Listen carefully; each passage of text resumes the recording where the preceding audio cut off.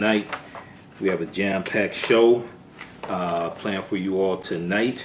A lot of information to cover. It's also my birthday as well, so thanks to everybody who's been sending me birthday wishes all day on social media. All right, well look, it is so much going on. This has been a very historic week. We have seen a lot of the protests continue regarding the killing of George Floyd, and we are seeing changes being made to police departments across the country. We see the Minneapolis City Council announced today that they plan to disband the Minneapolis Police Department. We see tens of thousands of people all across the country and around the world, hundreds of thousands of people in total, at least around the world, protesting. We see protests in London, New Zealand, protests continue in Detroit. So we're going to cover a lot of this information on today's show. We'll deal with George Floyd protests organized tens of thousands of people across the country and around the world fighting against racism and police violence. Police departments announced reforms. Also, we saw on Friday, June 5th, NFL Commissioner Roger Goodell admits the NFL was wrong not to encourage NFL players to protest peacefully. However, he did not apologize to Colin Kaepernick. Found that very interesting. Now, those watching me on social media, you see me wearing my Colin Kaepernick shirt, right? Just washed it, looking good. Colin Kaepernick said, "I'm not going to stand for a flag that oppresses black people." But the full quote was, "I'm not going to stand for a flag that oppresses black people and people of color." And we see a diverse group of people who are out protesting all across the country. Now, also this past week, we saw that President Barack Obama spoke out on the killing of George Floyd, and we know there was a town hall meeting that his organization, My Brother's Keeper, had dealing with police violence and things like that.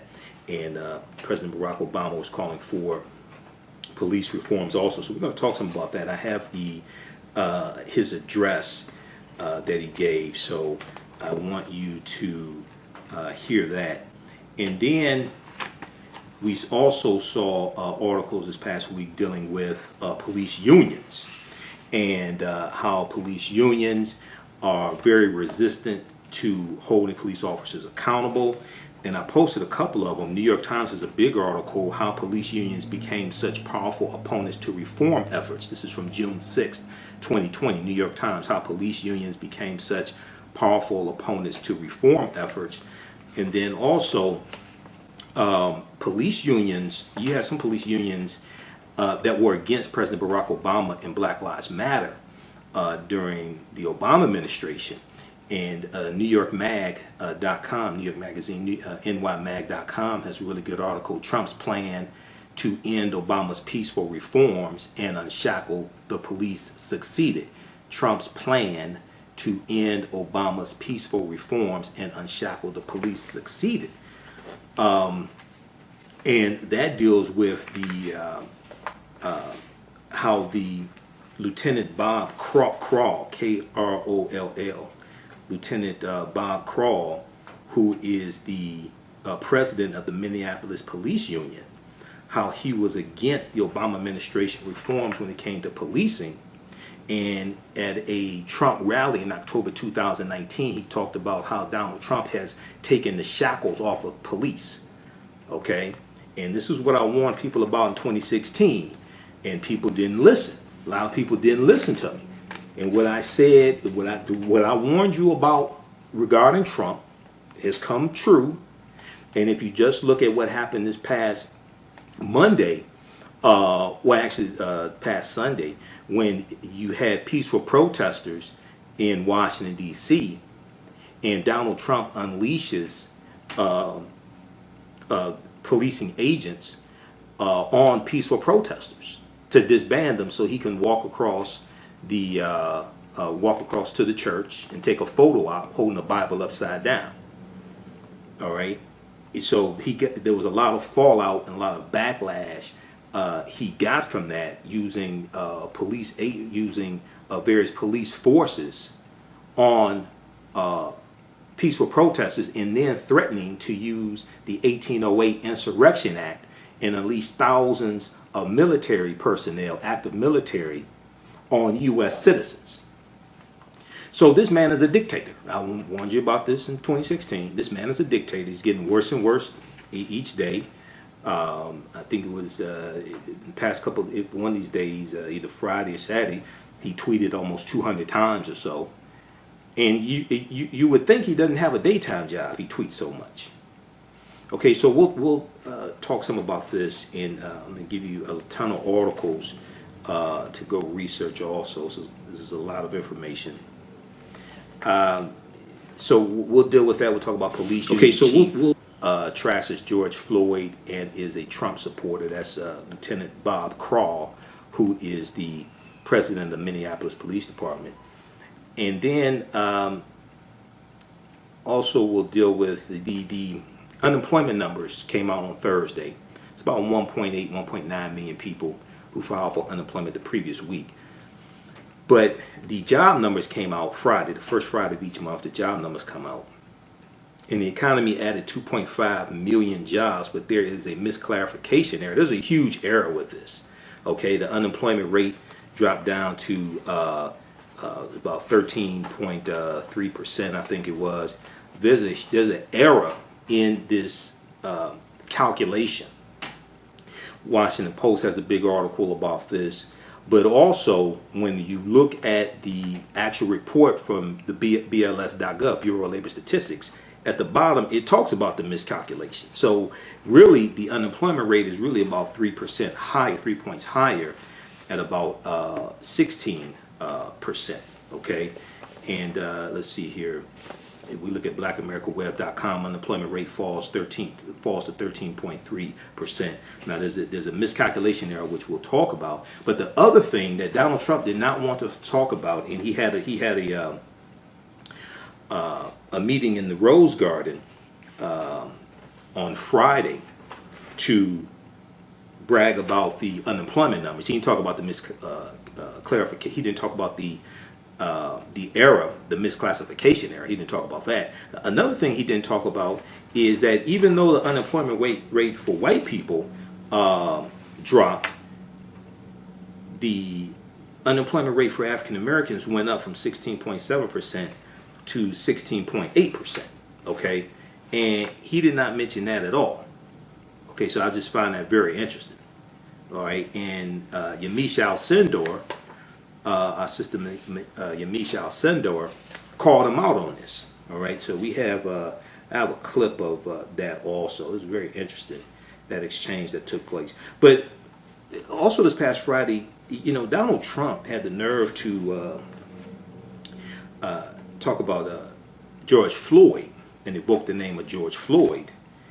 And he seemed to proclaim that George Floyd, who's killing by police in Minneapolis, would be happy with the economic news. He said, quote, "Hopefully George is looking down right now and saying this is a great thing that is happening for our country. This is a great day for him." He's dead, by the way. It's a great day for everybody. This is a great day in terms of equality. What equality is Donald Trump talking about? The unemployment rate for African Americans went up. What equality is he talking about? Then, when asked what his plan was to address concerns expressed by protesters, protesting all across the country, okay, for police reform, for some people say defund police. Now, I'm gonna tell you right now, you need to come up with a new term, because Donald Trump is already tweeting against defund the police, and he's tweeting law and order. Law and Order, as we talked about last week, and the full show from last week is 3 hours, is on our Facebook fan page, The African History Network, my YouTube channel, Michael Imhotep, IMHOTEP. Go watch the show from last week. A lot of people are using the term defund police, and they're not explaining what it is. And that's talking about defund police is a very, very good way of getting Donald Trump reelected. Law and Order is a throwback to Richard Nixon. Law and Order is the platform that Richard Nixon ran on in 1968 and won. And as I explained last week, law and order basically means protect white people and lock up black people.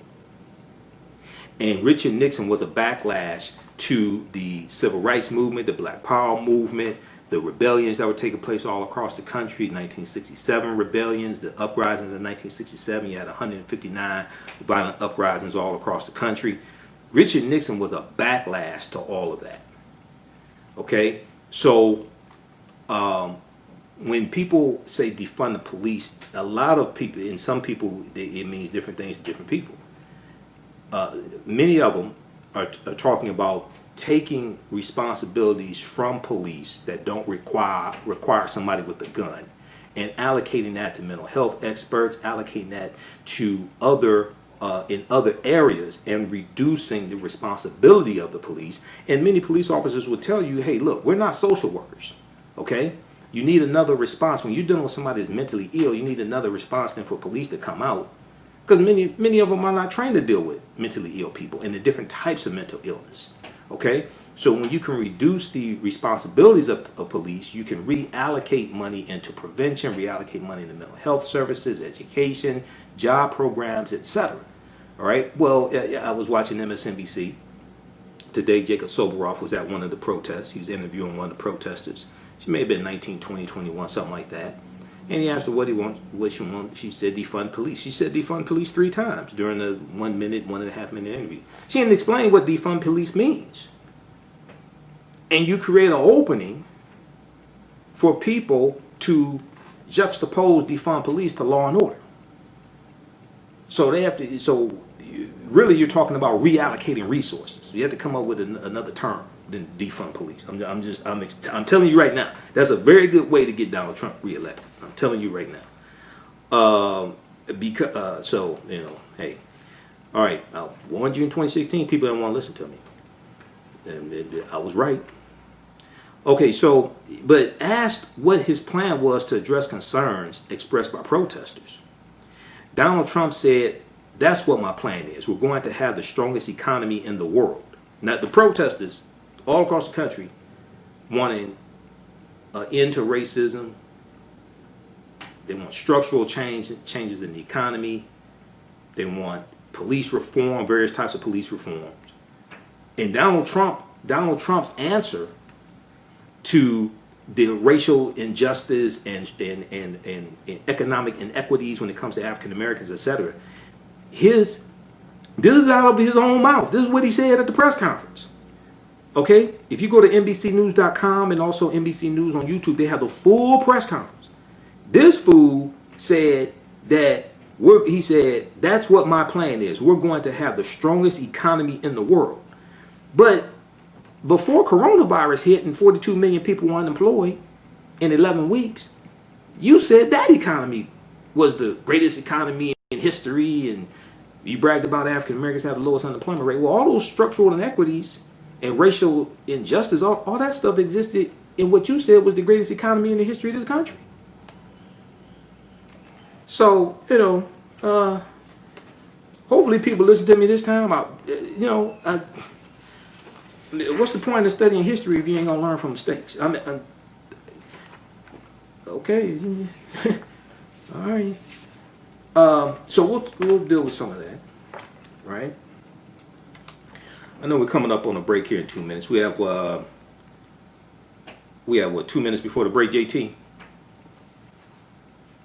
Yeah, you got 3 minutes. 3 minutes before the break. All right, my man.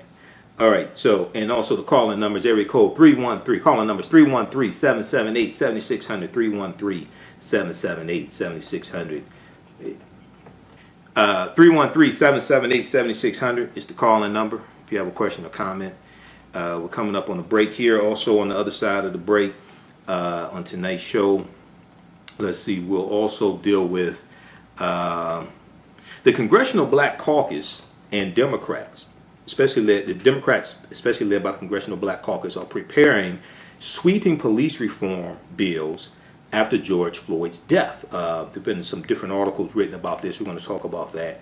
And then many people are asking, what's next after marching? What's next after marching?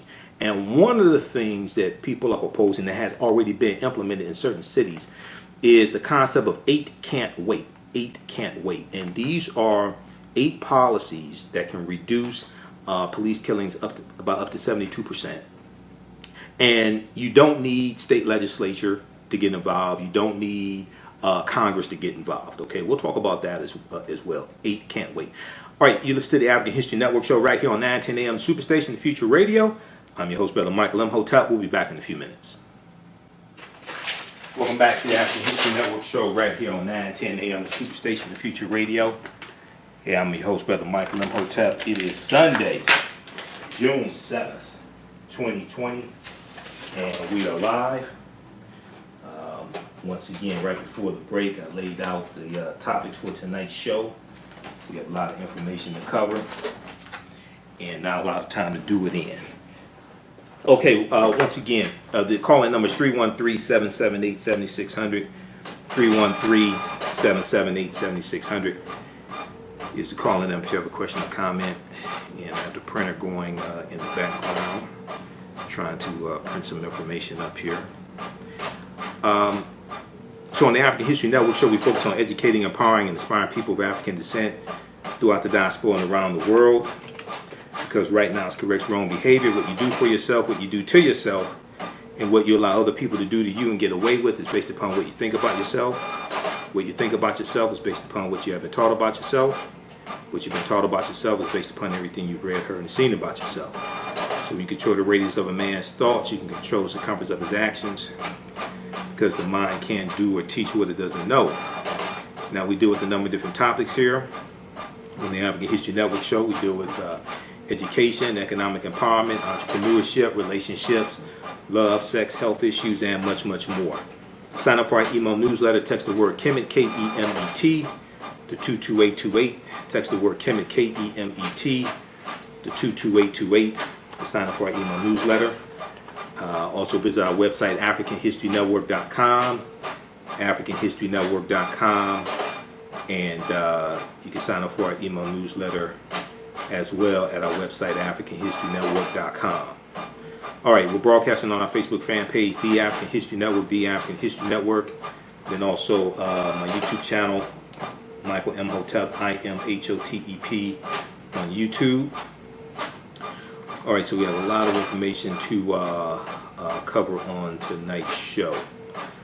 All right, so let's jump into this. I want to deal with some updates here on what's going on. We'll deal with some of these specific articles that I have. And then also, I'm going to deal with part 4 of Joe Biden's plan, Joe Biden's agenda for African Americans. Okay, so each week I'm dealing with a different section dealing with Joe Biden's plan for African Americans. Is broken up into 6 parts, and we dealt with part 3 last week. Okay, part 3 was dealing with healthcare and ending health disparities by race. Okay, this week we'll deal with part 4. Part 4 deals with strengthen America's commitment to justice. Deals with criminal justice reform. Strengthen America's commitment to justice. And what's interesting is you can also read his full platform at joebiden.com. I've read his entire platform. You know, my March 10th show, we dealt with March 10th. I compared the platforms of the different Democratic candidates to each other.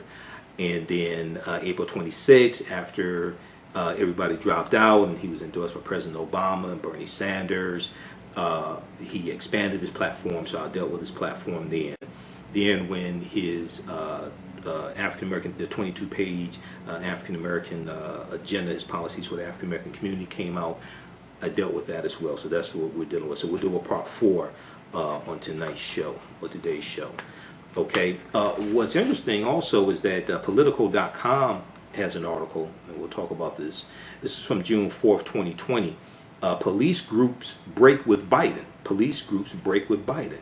It deals with how Joe Biden's call for more national policing reforms and oversight in the wake of the death of George Floyd and the perception that he has not shown enough solidarity with law enforcement amid the ensuing nationwide protests and unrest have created a fissure with law enforcement groups, leaving many who once supported Joe Biden frustrated by what they regard as political posturing by their one-time ally. But at the same time, you have to understand that the violent crimes across the country are at around a 44-year low. Violent crimes peaked in 1992. And we saw that the prison population dropped the U.S. prison population dropped each subsequent year under the Obama administration. We saw we saw a record number of investigations to the patterns and practices of police departments. We saw the 2013 policy under Attorney General Eric Holder, which backed off of charging the longest, harshest sentences for low-level nonviolent drug offenders. We saw President Barack Obama's 21st century task force when it comes to policing, dealing with putting together best practices and recommendations for police departments. So, and also under the Obama administration, the war on drugs was winding down because you're dealing with a different time. And there was a consensus that was formed by Democrats as well as many Republicans that the war on drugs did not work. So you're dealing with a different time. Okay? So, okay. Some people still stuck in the past, but all right. So, all right. So we'll deal with some of these topics as well, and we'll do 2 hours here on 9:10 a.m. Superstation, and we'll continue on my social media platforms as long as I have energy. We'll see how that goes. All right, but two top administration officials. Let's see here. I want to deal with some updates dealing with what's taking place with the protests across the country. 9 Minneapolis City Council members on Sunday, June 7th, announced plans to disband the city's police department. They did not offer a timeline or specific actions they plan to take, but said they are taking intermediate steps toward ending, quote unquote, intermediate steps toward ending the force, the Minneapolis Police Department. The group represents a majority on the 12-person council. So this is a veto-proof majority. All right. Now, once again, this is not going to take place overnight, and they're trying to figure out exactly how to implement this. Right. Meanwhile, protesters across the country say their work is far from over, as 2 weeks after George Floyd's killing. They continue to denounce entrenched bias in law enforcement and call for sweeping changes. Two top Trump administration officials cut a stark contrast on Sunday, June 7th, saying they do not believe there is systemic racism in the country's police. Attorney General William Barr suggested he's reluctant to investigate potential deeper policing problems in Minneapolis, where the national firestorm began. So you have to understand, and I posted articles dealing with this, right? There has been a stark contrast towards the way the Obama administration dealt with policing than the Trump administration. I explained this to people in 2016. And a lot of our people still don't understand this. There were more investigations into the patterns and practices of police departments under the Obama administration than any previous administration. There were about 24, 25 investigations. This led to about 14 or 15 consent decrees, including the Baltimore Police Department and the Chicago Police Department. The Trump administration, Trump ran on the platform of law and order. As I stated before the break, law and order means protect white people and lock up black people. Trump, when he was campaigning, as I talked about in our May 31st show, Trump said police don't have enough power. He said police need more power, not less power. News1.com has the article where Mike Pence was on the campaign trail, and Mike Pence was the governor of Indiana. Mike Pence was on the campaign trail in 2016, and he said that he and Donald Trump think there is too much conversation or too much talk about racial bias and implicit bias in policing. Okay? News1.com. Read this article from News1.com. Mike Pence denial of institutional bias reveals GOP hurdles. Mike Pence denial of institutional bias reveals GOP hurdles. Okay? This is from this article. What's the date on this article? This is from September 26, 2016. September 26, 2016. So this is 2 months before the election. Okay? And it says the issue of deadly police violence against unarmed African Americans and the tension between law enforcement and African Americans are topics that should be addressed during Monday night's presidential debate between Hillary Clinton and Donald Trump. But Republican vice presidential nominee Mike Pence may have already made it clear where Trump's ticket stands on these issues, as well as the presence of systematic racism in America. Okay, now as I explained last week and defined racism from a historical perspective, you don't have to say systematic when you say racism. Racism is a system of advantage and privilege distributed based upon race. See, the problem is that oftentimes when the term racism is used, it's never defined from a historical perspective what racism is. So people are confused. You don't have to say systematic racism. That's like saying wet water. Racism is a system of advantage and privilege distributed based upon race, which comes out of the ideology of white supremacy. Racism occurs when one race of people control the majority of the wealth, power, resources, benefits, privileges, land, access to opportunity, access to education, media, wealth, jobs, etc., industry, and they use that to marginalize, subordinate, and do harm to another race of people. This is what racism is. So you don't have to say systematic racism. There ain't no other type of racism. Racism is a group-to-group relationship. What happens is people talk about individual racism. Individual racism don't exist. Racism is a group-to-group relationship. It's not individual to group. People confuse bigotry and discrimination and racism. They lump all that stuff together. No, those are not the same thing. And white supremacy is an ideology. Not to make this, go back and watch the May 31st show. Not to make this long, because I have a lot of information to get to, but we don't understand these terms. The ideology of white supremacy is going to evolve as Europeans are coming out of the Dark Ages, after they have been dealing with the African Moors for 800 years. From 711 AD up until 1492 in Spain, January 2nd, 1492, Boabdil relinquishes Granada, the last stronghold that the Moors had in Spain. Okay, but there's still going to be Moors there. Some are going to be enslaved. Some are going to be taken by the Spanish into Spanish territories. This is when we look at the transatlantic slave trade. Once again, okay, not to make this long, but the transatlantic slave trade is a continuation of the wars that were going on between the African Moors and Europeans in Europe for hundreds of years. It's a continuation. It's the start of a new chapter.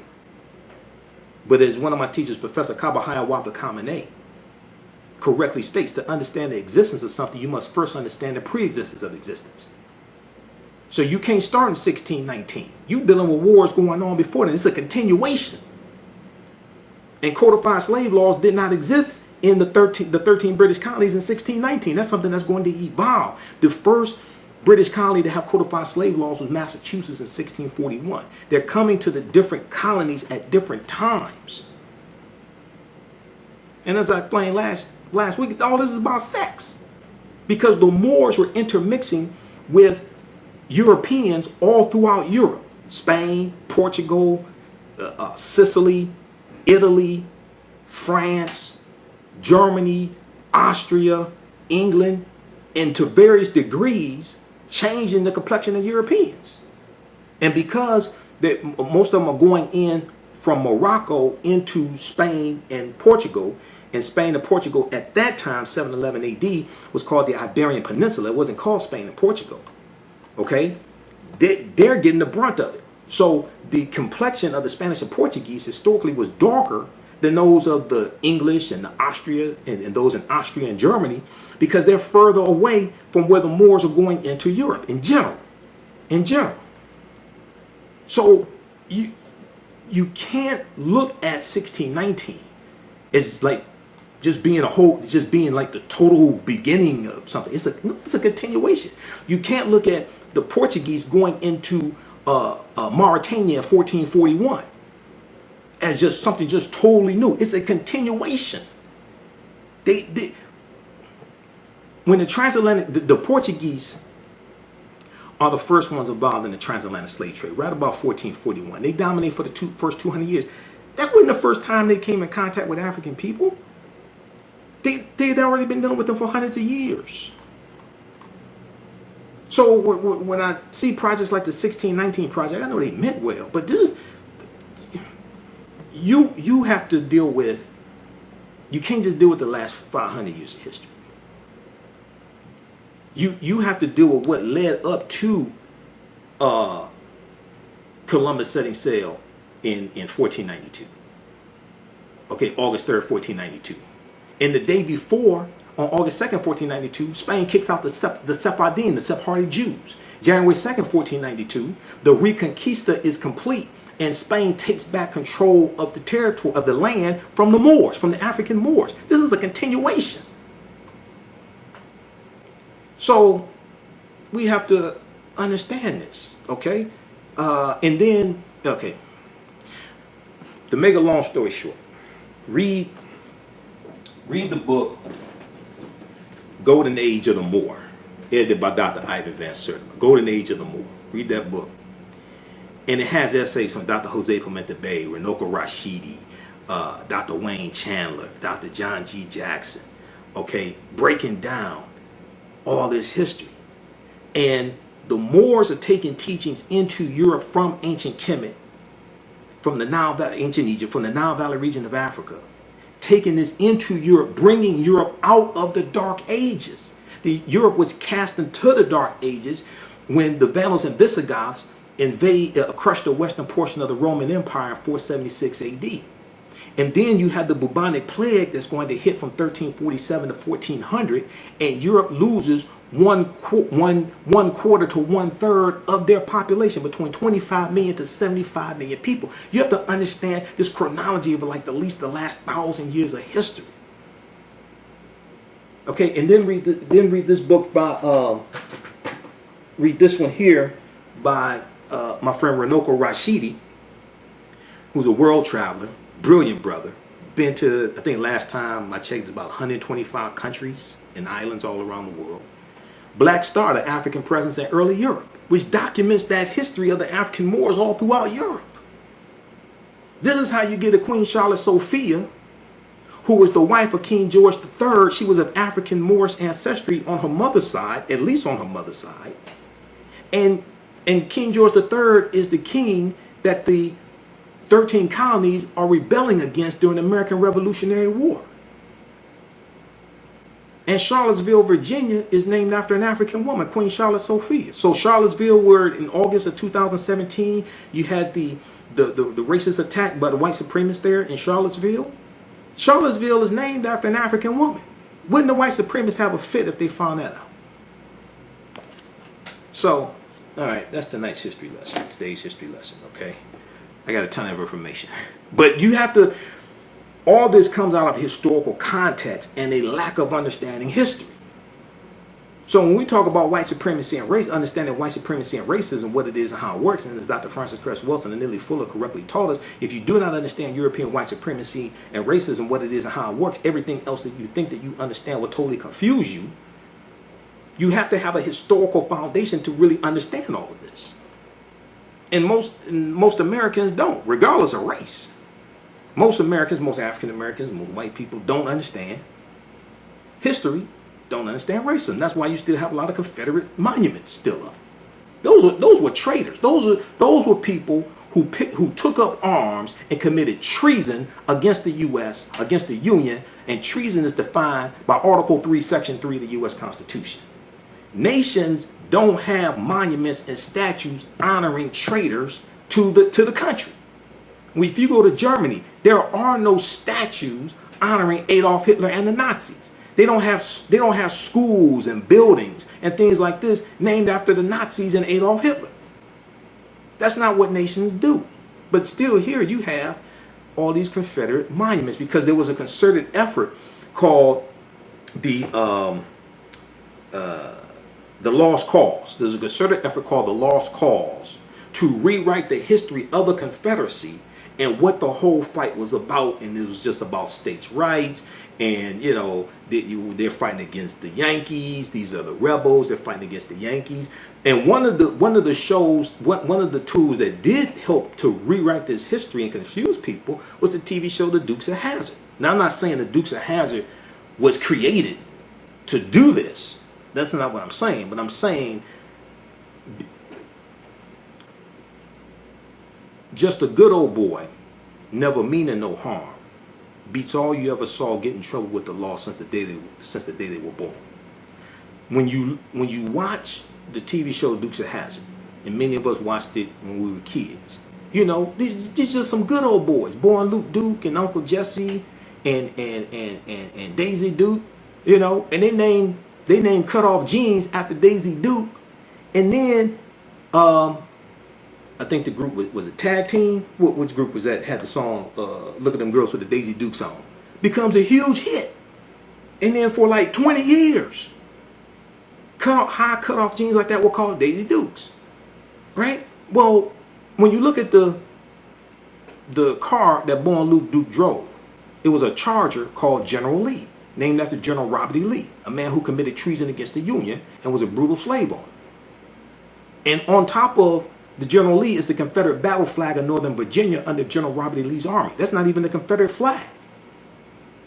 Because there were 3 flags that flew over the Confederate States of America from 1861 to 1865. That flag was not one of them.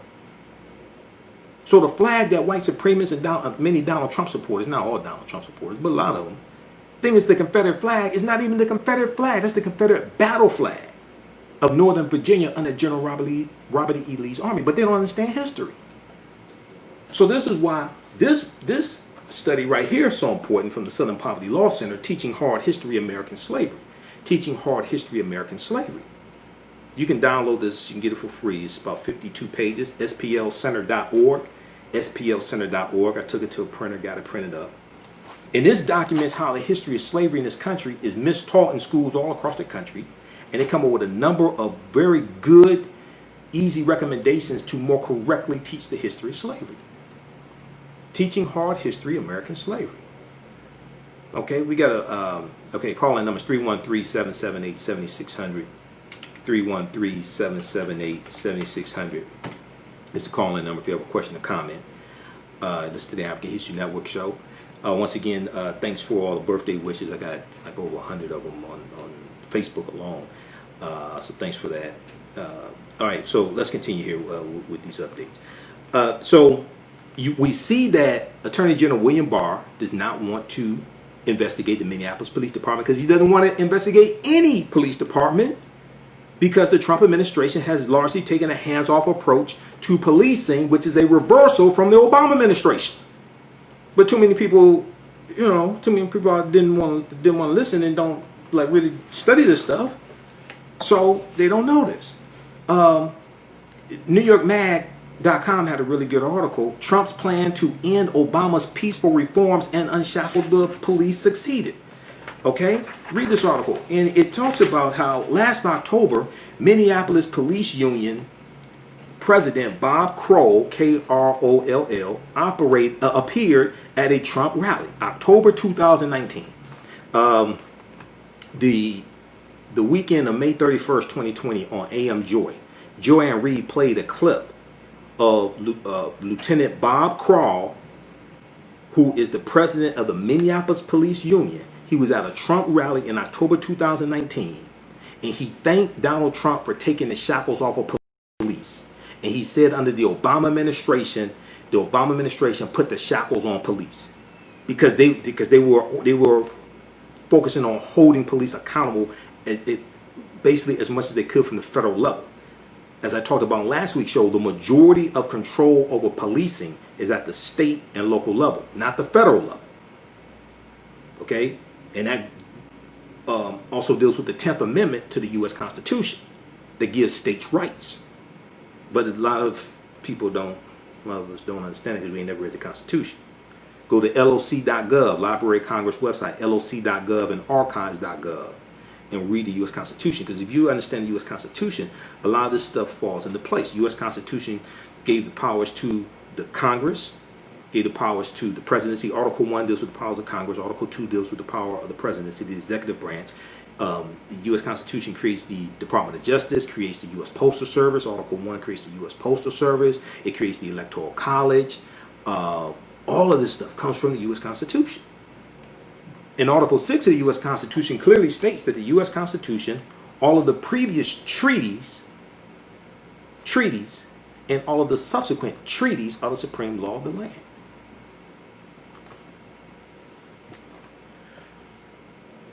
So, clad in his red Cops for Trump t-shirt, Lieutenant Bob Crawl, who is the Minneapolis Police Union president, and according to this article from New York Mag, who has been alleged, quote unquote, alleged to be affiliated with white supremacists, he gloated that Donald Trump had unshackled his police officers from the restraints imposed by the Obama administration. He said, quote, the Obama administration and the handcuffing and oppression of police was despicable, end quote. Now, this is the head of the Minneapolis Police Union saying this, because the Obama administration was focused on holding police accountable. This is one of the things that the investigations into the patterns and practices of police departments was doing. Also, the Obama administration, they took away the so because of the Black Lives Matter movement, there was a lot of talk of the police having military weapons.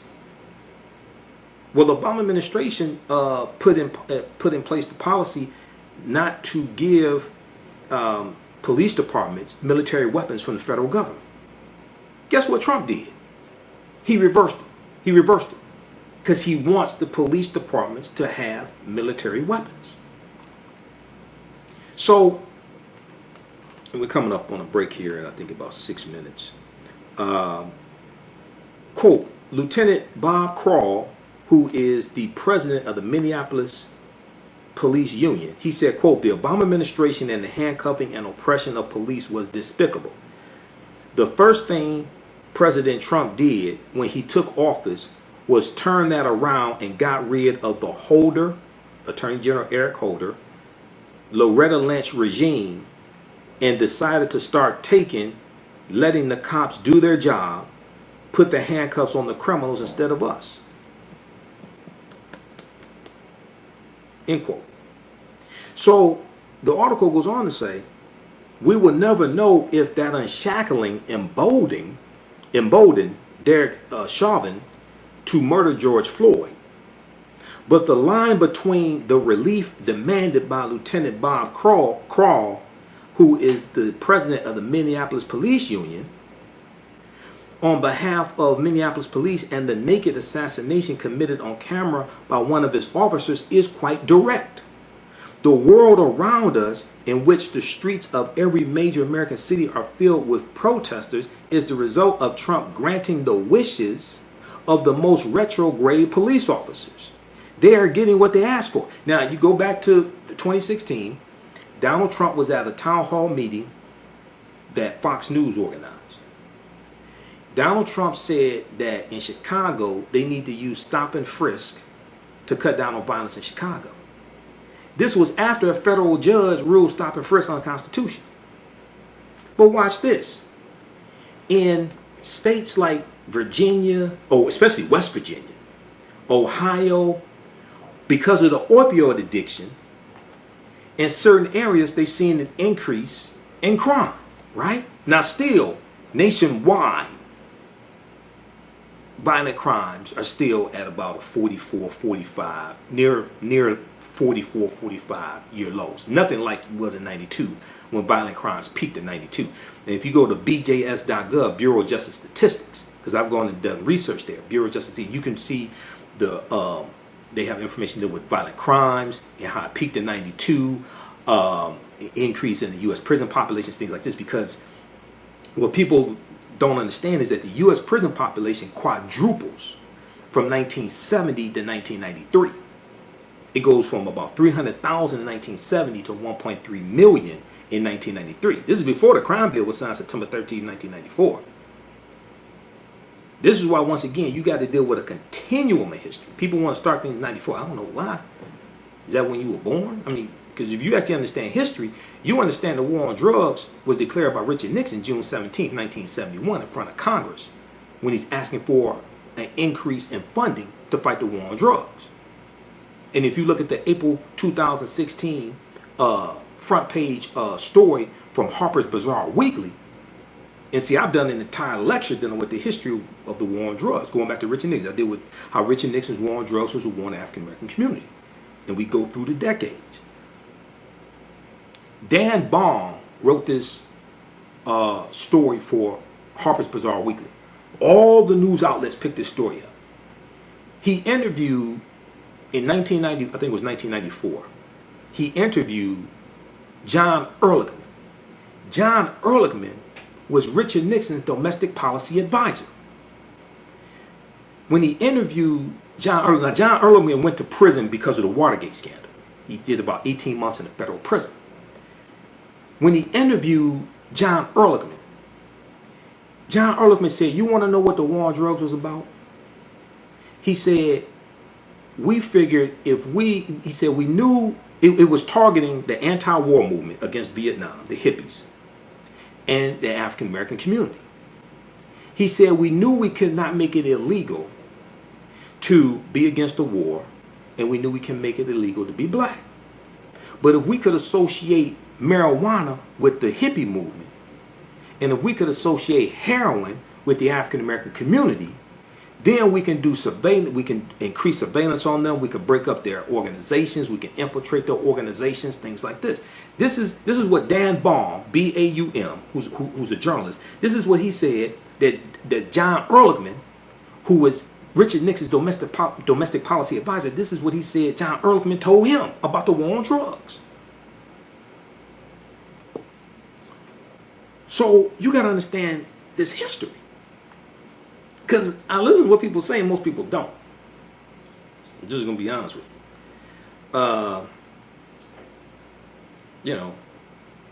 I ain't going to call no names like Charlemagne the God, but, some of them don't really understand this history. So, let's continue. Let me see. How much time we have before the break, JT? You got 3 minutes. 3 minutes. All right. Thank you. Okay. So, the last few years of the Obama administration were one of the most productive periods of criminal justice reform in American history.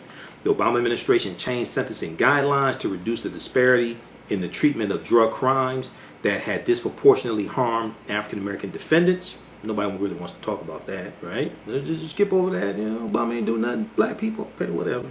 Yeah, okay, yeah. I don't know who the hell you've been listening to. As part of an effort to inculcate a, quote, guardian, not a warrior, end quote, mindset, it restricted the transfer of surplus military equipment to police departments. This is something that directly the Black Lives Matter movement was asking for. They're saying police departments don't need to have these military equipment. Well, the Obama administration stopped that.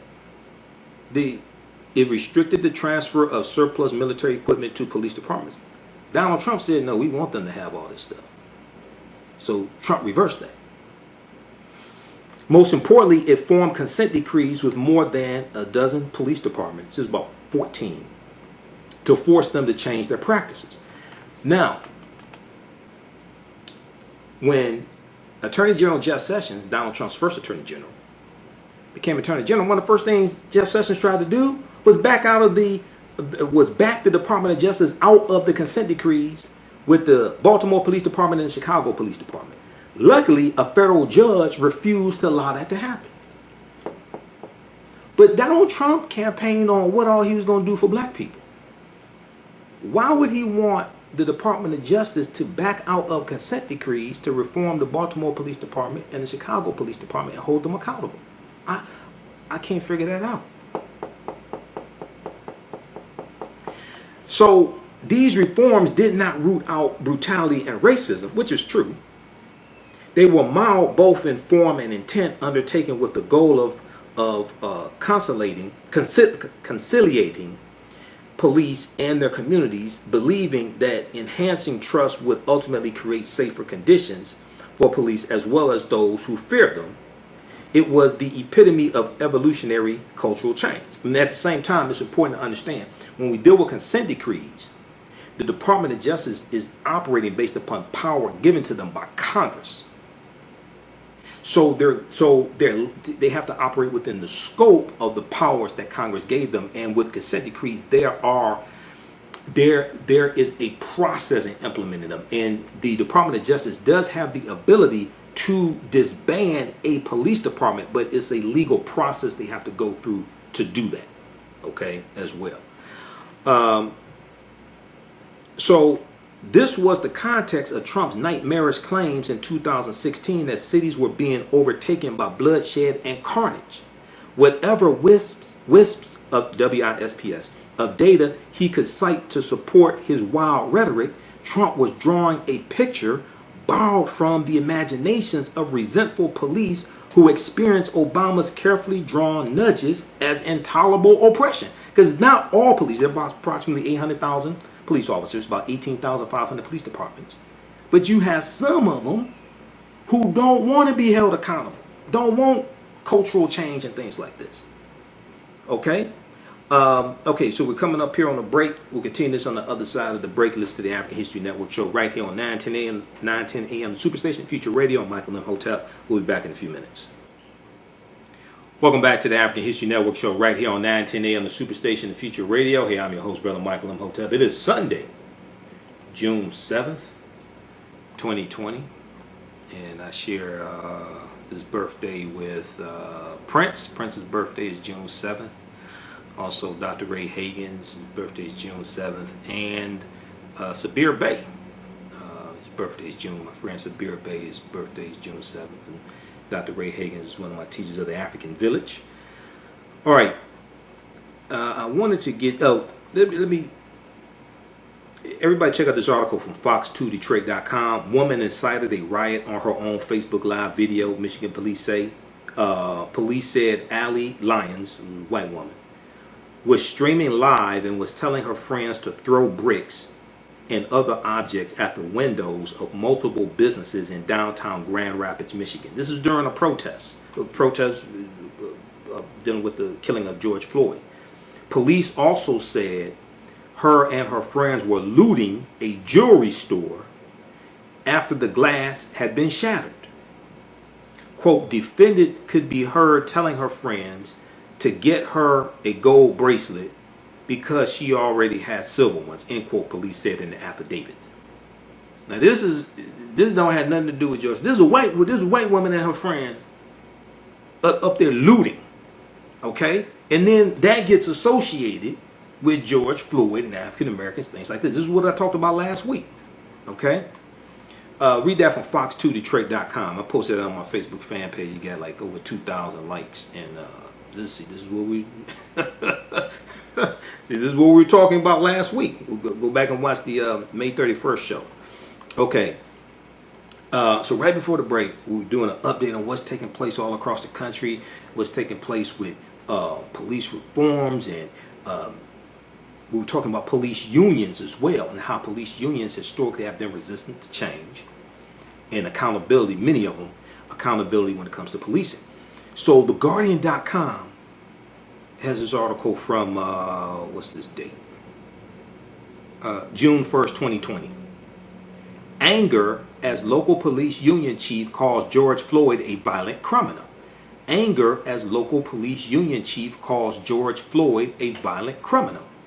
Lieutenant Bob Kroll, Kroll, who is the president of the Minneapolis Police Union, we were just talking about him before the break, Lieutenant Bob Cross says protests organized by quote-unquote terrorist movement. Okay?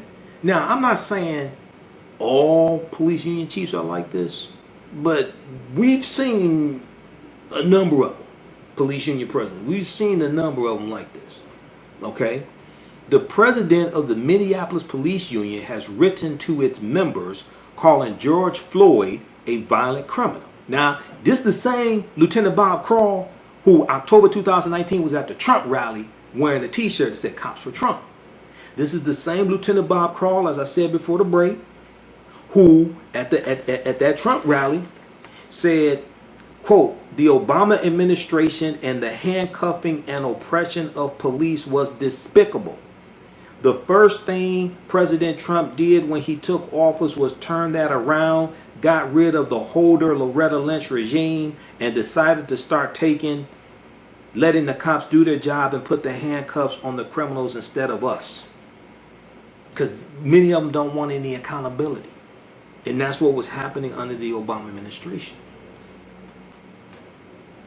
This is why a lot of those police voted for Trump, who ran on the platform partly of law and order, which is a dog whistle back to Richard Nixon, 1968.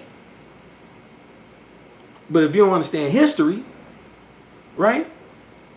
You just sit back and say, we don't need to vote. We just need to do economic empowerment and invest in the stock market. So that's important. And your ass needs to vote too. Because politics is the legal distribution of scarce wealth, power, and resources, and the writing of laws, statutes, ordinances, amendments, and treaties, their adoption, interpretation, and enforcement.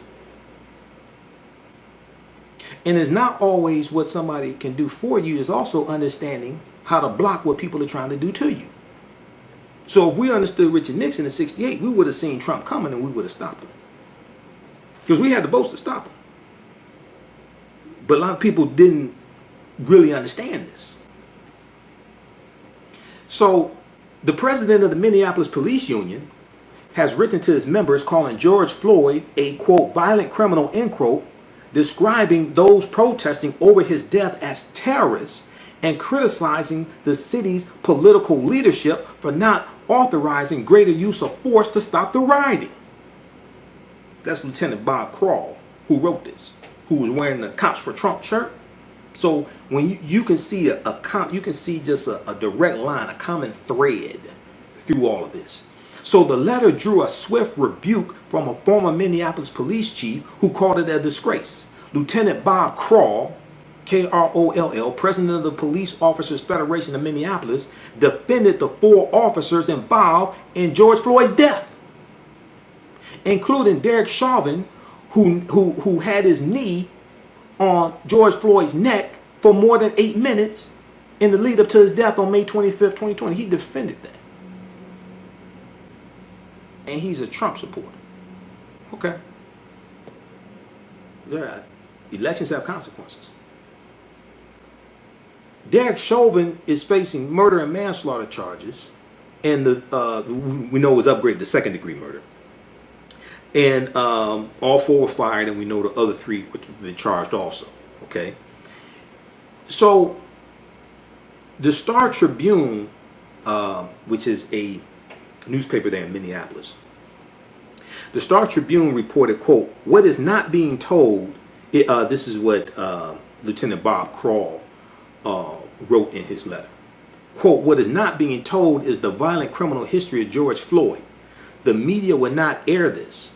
I've worked with the 4 defense attorneys that are representing each of our 4 terminated individuals under criminal investigation, in addition with our labor attorneys, to fight for their jobs. They were terminated without due process. Okay, well, George Floyd was killed without due process.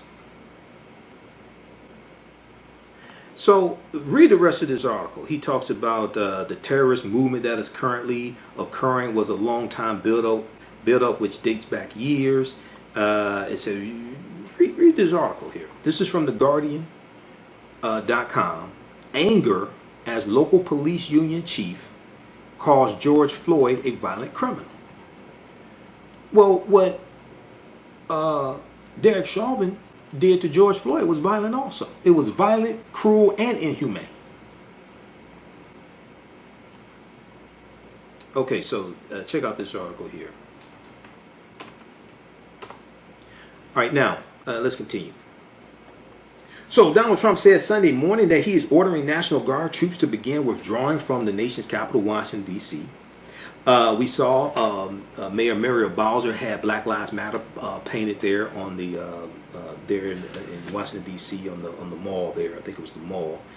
The New York Times on Sunday announced the resignation of its editorial page editor James Bennett. The announcement comes 4 days after the newspaper published a controversial op-ed from Senator Tom Cotton of Arkansas. And Senator Tom Cotton of Arkansas called for military intervention in U.S. cities racked by protests over police violence. He backed up Trump threatening to use the 1807 Insurrection Act. Now, if the name Senator Tom Cotton of Arkansas sounds familiar, you heard me talking about it before, that's because Senator Tom Cotton of Arkansas and Senator Jefferson Beauregard Sessions III of Alabama in 2015 blocked the bill in the U.S. Senate which dealt with which had bipartisan support to bring about criminal justice reform. That bill was passed under Trump with the help of the Congressional Black Caucus in the House of Representatives and Senator Kamala Harris and Senator Cory Booker in the Senate. And that's the First Step Act. First Step Act didn't start with Trump.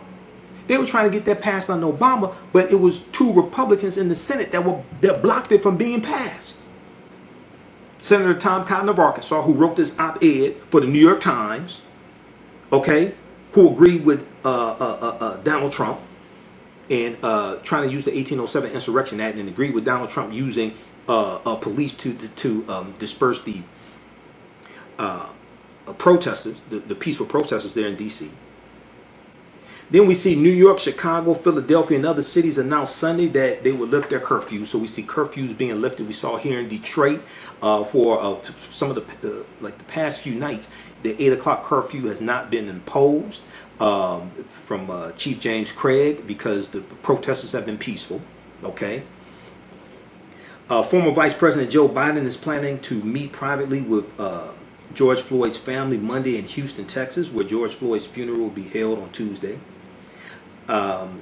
George Floyd's brother is scheduled to testify before Congress on Wednesday, the first congressional hearing on law enforcement reform since his brother's killing in police custody on Memorial Day, May 25th. Protesters in the English city of Bristol toppled a statue of the 17th century merchant, politician, and slave trader Edward Colston on Sunday. I was watching reporting on black people protesting in London behind this. New Zealand. People are protesting all around the world. All right. Calling number is 313-778-7600 is the calling number if you have a question or comment. 313-778-7600 is the calling number if you have a question or comment. We have any callers, JT? Yeah, so we can go to line 1 with Kwame. Okay, Kwame on line 1. Kwame, welcome to the African History Network show. Tell us where you're calling from. Hey, how you doing, brother? All right. Which city are you calling from, Kwame? Well, Desmond Tutu came to Detroit when Coleman Young was married. He said he had never met any nice cops. Mm-hmm. That's because black police are not an occupying force in the community. They're out there trying to do an honest job. And that's all the people want. And Trump and all these other people want to put occupying forces in our community. Mm-hmm. We're not interested in war. We're interested in protection. Right. Now, here in the city of Detroit, we don't have, even though there is some police brutality, things like this, it's not like in a lot of other cities across the country. So here in the city of Detroit is kind of unique. When you talk about Bishop Desmond Tutu, Detroit is the example of what it should be. Detroit is closer to the example of what it should be. Yeah, I said, what it should be. I said, what it's closer to the example of what it should be. We need police that are going to actually protect people and property in the city. We don't want an occupying force. That's what Trump and those people are talking about. Right, and see what happens is occupying military force.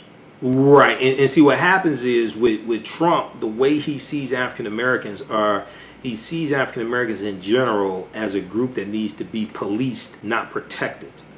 So he doesn't talk about sending resources to African American communities for prevention, for education, job programs, things like this. He talks about sending in the feds. He talks about sending in police.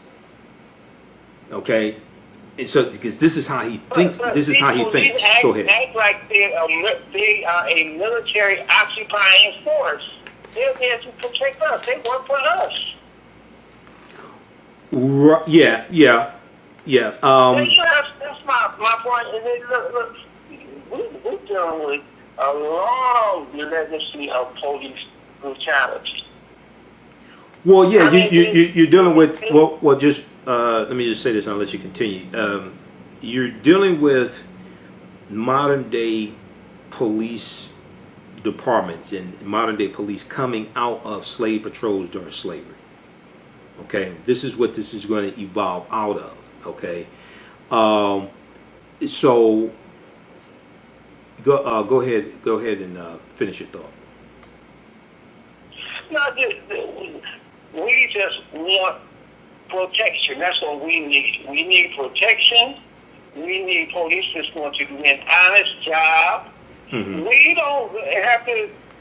I mean, the problem is obvious. I mean, the whole country is based. Its existence is based upon white supremacy. That's clear. Right. I mean, Trump can't argue about that. Nobody can argue about that. Right. We simply want police that want to do an honest job. What is the problem with that? Serve and protect, yeah. Okay, Kwame, thanks for calling. Keep listening. All right, so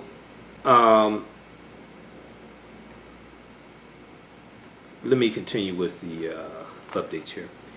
Okay, so Washington, D.C. Mayor Muriel E. Bowser has formally asked Donald Trump to withdraw all extraordinary federal law enforcement and military presence from the city. The letter came after a sixth night of demonstrations ended in arrests and amid criticism that the extra presence is making things worse and creating multiple chains of command. Because, see, Donald Trump is a wannabe dictator. Okay, he's a wannabe dictator. So he told the governors, I think it was last week, he told the governors, you have to win the streets back, right? So he's focusing on force. He's focusing on might, not hearing what the protesters are protesting about, things like this, right? He's just focusing on force. He wants to be like Erdogan. He wants to be like Kim Jong-un. He wants to be a dictator. Let's see. So we know the memorial service this past Thursday took place for George Floyd. Reverend Al Sharpton delivered the eulogy. Reverend Al Sharpton said it's time for us to stand up in George's name and say, get your knee off our necks.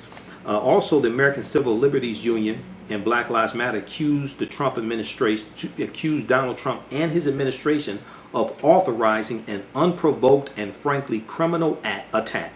Quote, unprovoked and frankly criminal attack, end quote, on demonstrators to enable a presidential photo op in front of the historic St. John's Episcopal Church. I posted an article dealing with that as well, that lawsuit. In his most extensive comments on the widespread civil unrest, Attorney General William Barr defended the aggressive law enforcement response while acknowledging the long-standing concerns with police that were exposed by George Floyd's death. But he is reluctant to do an investigation into the patterns and practices of police departments. Now, we also saw so much happened this past week. We saw New Orleans Saints quarterback Drew Brees apologize for comments that were insensitive and completely missed the mark on the issues we are facing right now as a country, end quote, he said. And this was a day after he told Yahoo News he would never agree with anyone disrespecting the flag. NFL players who knelt during the national anthem have consistently said they were raising awareness about police brutality. It wasn't about the flag. Okay. Are we up against a break right now, JT? Yeah, you got like 30 seconds. Okay. Okay, and then also Senate Democrats plan to gather for a lengthy moment of silence. That's coming up Thursday. Moment of silence Thursday morning in the Capitol Visitor Center's Emancipation Hall. Okay, we're going to continue this on the other side of the break. We're going to talk about the bill that Congressional Black Caucus and Democrats have. We're going to get into some of these other topics. We'll talk about Colin Kaepernick, the Roger Goodell, NFL commissioner, came out and apologized to the NFL players for not came out apologizing to the NFL players basically, but didn't apologize to Colin Kaepernick. Okay, Roger Goodell says NFL was wrong not to encourage players to protest peacefully, but he ain't apologized to Colin Kaepernick. Okay, that's why I have my Colin Kaepernick shirt on right now. Listen to the African History Network show right here on 9:10 a.m. the Superstation of Future Radio. I'm Michael Imhotep. We'll be back in a few minutes. Hi, I'm Joe. Okay, stand by, everybody. Okay. We're on commercial break. Let's see. Where are we? Okay. So a lot of people want to get into shape. They've been quarantined. A lot of African American women want to get into shape, and SheRanHerselfFit.com can help you with this. Now, She Ran Herself Fit's mission is to inspire and motivate women to make healthy lifestyle changes. She Ran Herself Fit is a brand that promotes women living a healthy lifestyle by making small sacrifices in your daily routine and changing your diet. You can combat many of the different diseases that are prevalent in the African American community: diabetes and high blood pressure, heart disease. The owner of She Ran Herself Fit, her name is Felicia. Felicia lost over 200 pounds by changing her diet and running. Now, running may not be your motivation that drives you, but find out what fits you. She Ran Herself Fit is apparel can be purchased at the website SheRanHerselfFit.com. SheRanHerselfFit.com. All right, now a lot of people are looking for healthy products, soaps and things like this, and Sage and Elm Apothecary.com is your one-stop shop for that. They use simple ingredients such as whole fruits, herbs, and vegetables. Each product crafted offers a unique plant-based experience. They have over 60 different products like beautifully handcrafted soaps, natural toothpaste, hydrating oils, deodorants, face masks, shampoos, conditioners, and so much more. Visit their website, Sage and Elm, ELM, Sage and Elm Apothecary.com, APOTHECARY. Use the promo code AHN Spring 20, AHN Spring 20, and get 20% off at SageandElmApothecary.com. All right, stand by. We'll be back in just a minute here.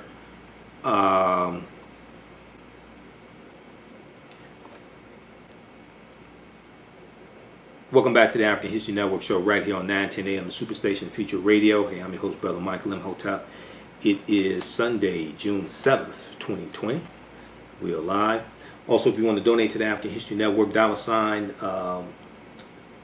the AHN Show through Cash App, $, the AHN Show through Cash App, and PayPal.me/the AHN Show through PayPal. PayPal.me/the AHN Show through PayPal. Okay. All right. Right before the break, we were giving you an update on everything that's going on, and we saw that this past Friday on June 5th, Roger Goodell, NFL commissioner, did a very interesting video, and NFL Commissioner Roger Goodell apologized to players for he apologized to players for not listening to their concerns regarding racism sooner. Okay, now this was very interesting because he didn't mention Colin Kaepernick at all. Okay, in a video posted to Twitter, Roger Goodell offered his condolences to families who have endured police brutality, including George Floyd, Breonna Taylor, and we know her birthday was Friday. She would have been 27. And Ahmaud Arbery, okay? Roger Goodell said, quote, "We, the National Football League, condemn racism and the systematic oppression of black people.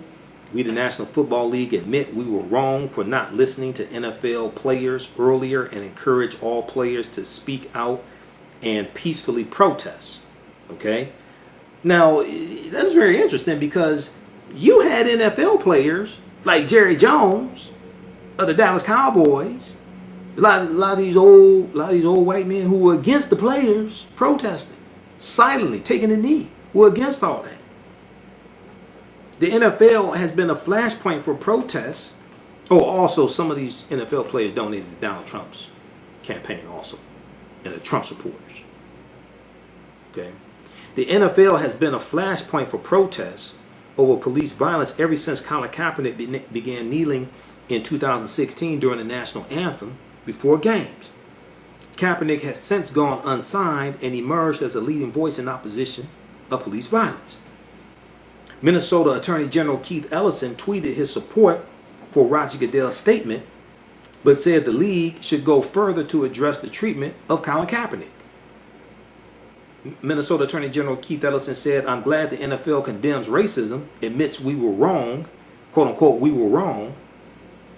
But what about former San Francisco 49ers quarterback Colin Kaepernick?" Now, Roger Goodell's statement on Friday came on the heels of a video released by NFL players on Thursday calling for the end of systemic racism, which is redundant because racism is a system of advantage and privilege distributed based upon race. Now, the video was directed at the NFL.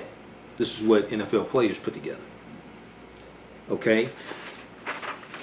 Read the rest of this article here from NBCnews.com. Goodell says NFL was wrong to encourage players to protest peacefully. Now, I wonder if they're going to come out and apologize to Colin Kaepernick. I know he got a settlement, but you need to publicly admit that you were wrong. Now, are you going to offer him a job on the team? Now, not only should they offer him a job on the team, but when he retires, they should put together a special package for him to become a team owner. Not only should he have a job on the team, because they got some scrubs. They passed Colin Kaepernick up to give jobs to a bunch of scrubs. Okay? But they should put together a special package for him to become a team owner, part of a team or whatever. Okay? So read this article from NBCnews.com. This is from June 5th, 2020. Goodell says NFL was wrong not to encourage players to protest peacefully. All right, so we have that that took place this past week as well, and I'm just skimming through some of these updates here, just make sure I hit everything. All right, so also this past week we saw President Obama. Let's go to that article here. We saw My Brother's Keeper had a town hall meeting. Obama calls for police reforms, tells protesters to make people in power uncomfortable. Former President Barack Obama offered advice to demonstrators during a virtual town hall meeting on Wednesday, and his first on-camera remarks as growing unrest against police brutality continues across the country. President Obama said, quote, "To bring about real change, we both have to highlight a problem and make people in power uncomfortable. But we also have to translate that into practical solutions and laws that can be implemented." Okay, so if you are interviewed on TV and they ask, "What do you want?" you say, "Defund the police." You have to explain to people what that is, because everybody doesn't understand that. And you have some people say abolish the police. You have some people say reallocate resources from police. You have different people saying different things. So you have to be able to explain to people exactly what it is that you're talking about. In previous speeches, President Obama offered veiled condemnation of Donald Trump's administration for its response to the coronavirus outbreak. Okay, the 110,000 deaths, over 110,000 deaths, over 1.8 million reported cases in the U.S.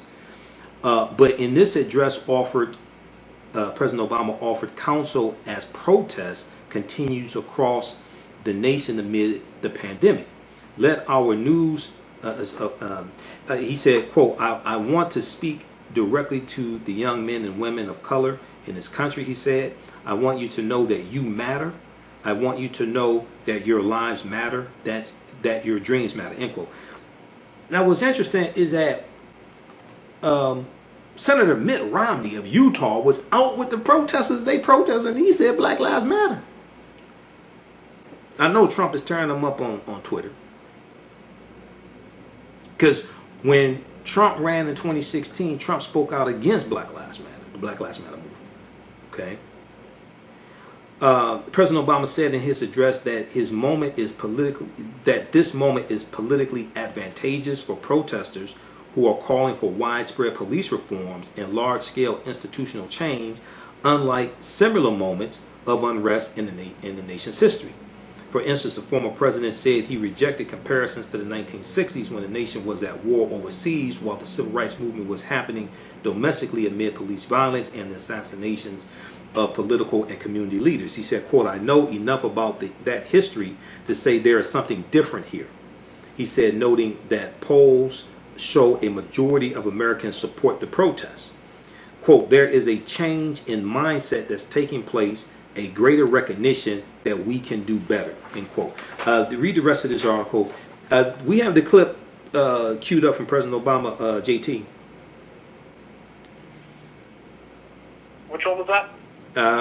The clip, that is, let's see here, which clip is that? That is clip, hold on. I think it's clip. Is it the Obama remarks on George Floyd? Yeah, the Obama remarks on George Floyd. We have that queued up? Yeah, I got that one all set. Okay, let's go to that clip. We have seen in the last several weeks, last few months, the kinds of epic changes and events in our country that are as profound as anything that I've seen in my lifetime. And I'm now a lot older than planned. I'm going to be 59 soon. And let me begin by acknowledging that although all of us have been feeling pain, uncertainty, disruption, some folks have been feeling it more than others. Most of all, the pain that's been experienced by the families of George and Brianna and Ahmaud and Tony and Sean and too many others to mention, those that we thought about during that moment of silence. And to those families who've been directly affected by tragedy, please know that Michelle and I and the nation grieve with you, hold you in our prayers. We're committed to the fight of creating a more just nation in memory of your sons and daughters. And we can't forget that even as we're confronting the particular acts of violence that led to those losses, our nation and the world is still in the midst of a global pandemic that's exposed the vulnerabilities of our healthcare system, but also the disparate treatment and, as a consequence, the disparate impact that exists in our healthcare system, the unequal investment, the biases that have led to a disproportionate number of infections and loss of life in communities of color. So in a lot of ways, what has happened over the last several weeks is challenges and structural problems here in the United States have been thrown into high relief. They're the outcomes not just of the immediate moments in time, but they're the result of a long history of slavery and Jim Crow and redlining and institutionalized racism that too often have been the plague, this original sin of our society. And in some ways, as tragic as these past few weeks have been, as difficult and scary and uncertain as they've been, they've also been an incredible opportunity for people to be awakened to some of these underlying trends. And they offer an opportunity for us to all work together to tackle them, to take them on, to change America and make it live up to its highest ideals. And part of what's made me so hopeful is the fact that so many young people have been galvanized and activated and motivated and mobilized. Because historically, so much of the progress that we've made in our society has been because of young people. Dr. King was a young man when he got involved. Cesar Chavez was a young man. Malcolm X was a young man. The leaders of the feminist movement were young people. Leaders of union movements were young people. The leaders of the environmental movement in this country and the movement to make sure that the LGBT community finally had a voice and was represented were young people. And so when sometimes I feel despair, I just see what's happening with young people all across the country and the talent and the voice and the sophistication that they're displaying. And it makes me feel optimistic. It makes me feel as if, this country is going to get better. Now, I want to speak directly to the young men and women of color in this country who, as Plan just so eloquently described, have witnessed too much violence and too much death. And too often, some of that violence has come from folks who were supposed to be serving and protecting you. I want you to know that you matter. I want you to know that your lives matter, that your dreams matter. And when I go home and I look at the faces of my daughters, Sasha and Malia, and I look at my nephews and nieces, I see limitless potential that deserves to flourish and thrive. And you should be able to learn and make mistakes and live a life of joy with heart. And so I hope that you also feel hopeful, even as you may feel angry, because you have the power to make things better, and you have helped to make the entire country feel as if this is something that's got to change. You've communicated a sense of urgency that is as powerful and as transformative as anything that I've seen in recent years. I want to acknowledge the folks in law enforcement that share the goals of reimagining policing, because there are folks out there who took the oath to serve your communities and your countries, have a tough job, and I know you're just as outraged about the tragedies in recent weeks as are many of the protesters. And so we're grateful for the vast majority of you who protect and serve. I've been heartened to see those in law enforcement who've recognized, let me march along with these protesters. Let me stand side by side and recognize that I want to be part of the solution. And who've shown restraint and volunteered and engaged and listened, because you're a vital part of the conversation. And change is going to require everybody's participation. Now, when I was in office, as was mentioned, I created a task force on 21st century policing in the wake of the tragic killing of Michael Brown. That task force, which included law enforcement and community leaders and activists, was charged to develop a very specific set of recommendations to strengthen public trust and foster better working relationships between law enforcement and communities that they're supposed to protect, even as they're continuing to promote effective crime reduction. And that report showcased a range of solutions and strategies that were proven and that were based on data and research to improve community policing and collect better data and reporting and identify and do something about implicit bias in how police were trained and reforms to use the force that police deploy in ways that increase safety rather than precipitate tragedy. And that report demonstrated something that's critical for us today.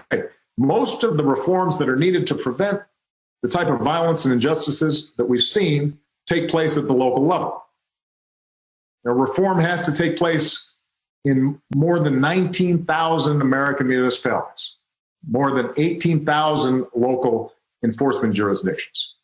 And so as activists and everyday citizens raise their voices, we need to be clear about where change is going to happen and how we can bring about that change. It is mayors and county executives that appoint most police chiefs and negotiate collective bargaining agreements with police unions. And that determines police practices in local communities. It's district attorneys and state's attorneys that decide typically whether or not to investigate and ultimately charge those involved in police misconduct. And those are all elected positions. And in some places, they're police community review boards with the power to monitor police conduct. Those oftentimes may be elected as well. The bottom line is, I've been hearing a little bit of chatter in the internet about voting versus protest, politics and participation versus civil disobedience and direct action. This is not a either or. This is a both and. To bring about real change, we both have to highlight a problem and make people in power uncomfortable, but we also have to translate that into practical solutions and laws that can be implemented and we can monitor and make sure we're following up on. So, very quickly, let me just close with a couple of specific things. What can we do? Number one, we know there are specific evidence-based reforms that, if we put in place today, would build trust, save lives, would not show an increase in crime. Those are included in the 21st Century Policing Task Force report. You can find it on obama.org. Number two, a lot of mayors and local elected officials read and supported the task force report, but then there wasn't enough follow-through. So today I am urging every mayor in this country to review your use of force policies with members of your community and commit to report on planned reforms. What are the specific steps you can take? And I should add, by the way, that the original task force report was done several years ago. Since that time, we've actually collected data, in part because we implemented some of these reform ideas. So we now have more information and more data as to what works. And there are organizations like Campaign Zero and Color of Change and others that are out there highlighting what the data shows, what works, what doesn't in terms of reducing incidents of police misconduct and violence. Let's go ahead and start implementing those. So we need mayors, county executives, others who are in positions of power to say this is a priority. This is a specific response.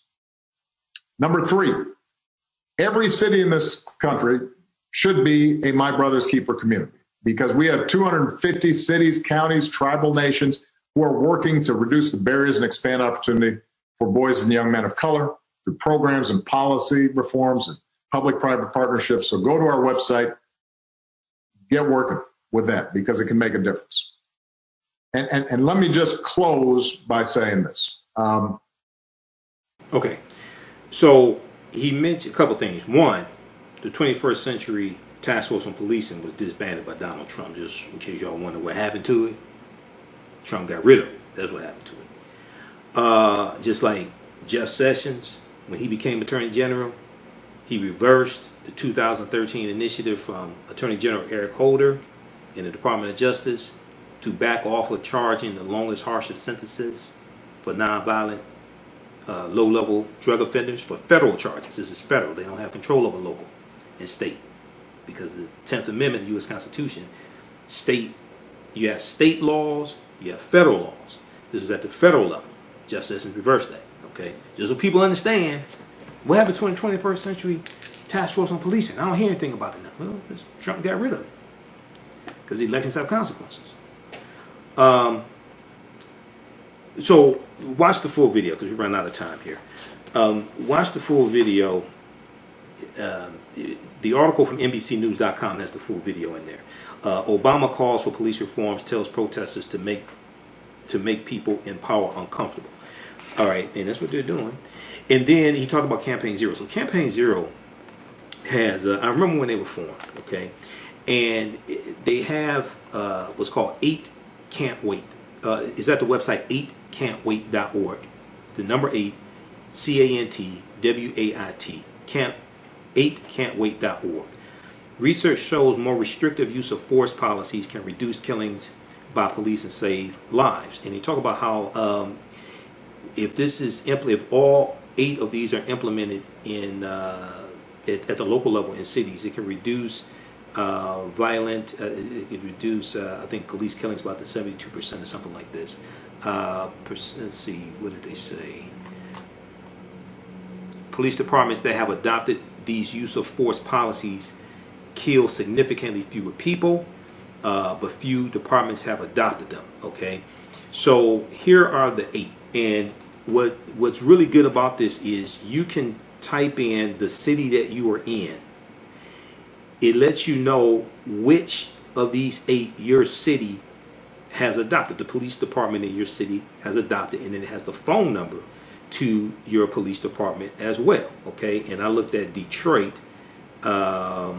So let me see if let me pull that up. Yeah, I looked at Detroit, and Detroit, if I remember correctly, has adopted maybe 4 out of 8 or 8 out of or 5 out of 8. But the 8 are ban chokeholds and strangleholds. Chokeholds cut off the oxygen, cut off the air. Okay, they attack the throat. Chokeholds. Strangleholds attack the side of the neck and cut off the flow of blood to the brain. Chokeholds and strangleholds are not the same thing. But ban chokeholds and strangleholds. 1. Require de-escalation. 2. Require warning before shooting. 3. Require that police officers exhaust all alternatives before shooting. 4. 5. Have a duty to intervene. The Minneapolis Police Department adopted this. They just adopted this duty to intervene. If police officers see other officers are doing something illegal out of hand, like have your knee on the guy's neck for 5, 6, 7, 8 minutes, they have a duty to intervene. 6. Ban shooting at moving vehicles. 7. Require use of force continuum. 8. Require comprehensive reporting. Okay. And these are things that can be done at the local level. Once again, state and local governments have more control over policing than the federal government. Everybody looks at the federal, but no, state and local governments have more control. So this is at 8cantwait.org. You can check this out. We'll post a link here. And let me see if I pulled up. Okay, I'm trying to pull up the info for Detroit Police Department.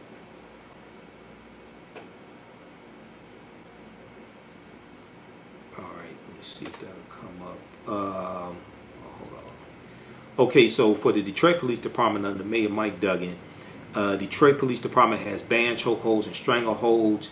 They require warning before shooting, require exhausting all alternatives before shooting, and they have a use of force continuum. Okay, so the Detroit Police Department has adopted 4 out of 8.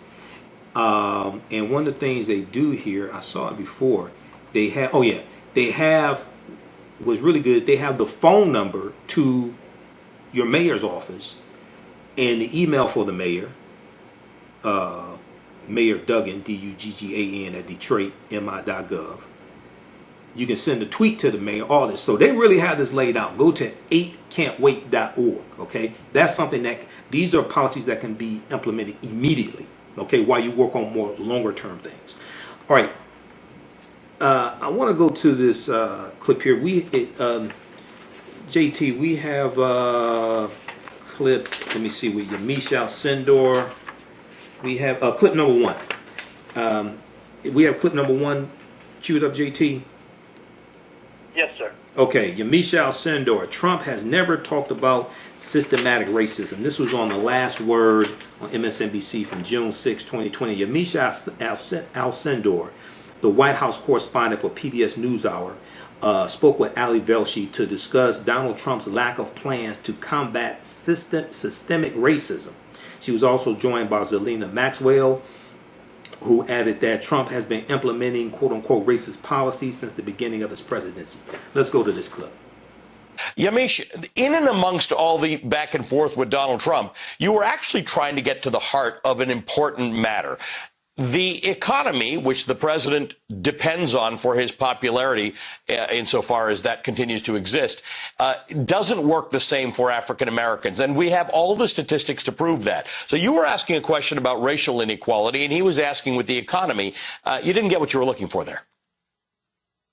That's right. The president, even though it's been several days where we've seen protesters take to the streets in all 50 states, the president has never ever really talked about systemic racism and his plans, his specific plans for people's concerns. What we saw today was the president take a victory lap on the economy and say that we're getting better, when in fact he was ignoring the fact, as you pointed out, that Black Americans and Asian Americans saw an uptick in their unemployment. And when we talk about systemic racism, it's about the fact that George Floyd was killed by a police officer. It's also about the fact that Black people live in neighborhoods that are policed differently than more affluent neighborhoods where white people live. And then, of course, the schools in those neighborhoods then turn out to be places that are not equal. So what we see here is a confluence, almost a perfect storm of all sorts of racist practices that then turn into the fact that the police end up shooting a Black man more, or I should say disproportionately, than they would a white man. So what we see in the president is him not showing really compassion, critics say, to the victims of policing, but he's also not doing what protesters are demanding, which is actually giving them solutions and talking about what needs to change. He just hasn't done it yet.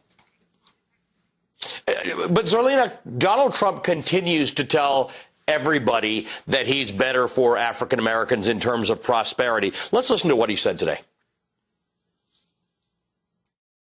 For Black, the best unemployment we've ever had. Black poverty levels are the lowest ever recorded in the history of our country. No president has done more for our Black community. One of the things I'm most proud about is what I've been able to do for the African American community. The lowest job numbers in the history of our country. We've never had so many African American jobs ever in the history of our country by far. Nobody's ever done for the Black community what President Trump has done. And that, of course, that last comment was made today, but this is really over the last 4 months or so. Zerlina, who believes him? No one, especially not Black people. And I think that one of the reasons the president does this, it's almost very cynical.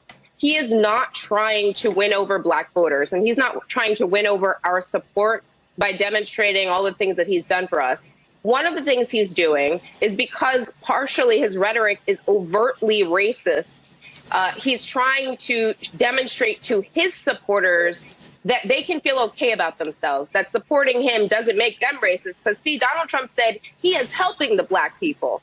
Additionally, I think he does this to suppress the vote and continue to do what he has done in 2016. So I think there's sort of a two-pronged thing. It gives cover to the racist policies that he has been implementing since the beginning of his presidency. Now, I think this pandemic and protest movement that is built out of the police killing of George Floyd is an interesting moment to think of in a through line that goes back to the protests against the Muslim ban, the protests against the child separation policies, and the fact that what we're really experiencing here is a generational shift. And I don't think it's a coincidence that parents and a lot of college students and young people have been quarantined together for months, and they're seeing and able to discuss at least some of these inequities and systemic problems that Yamish had referenced and asked the president about today.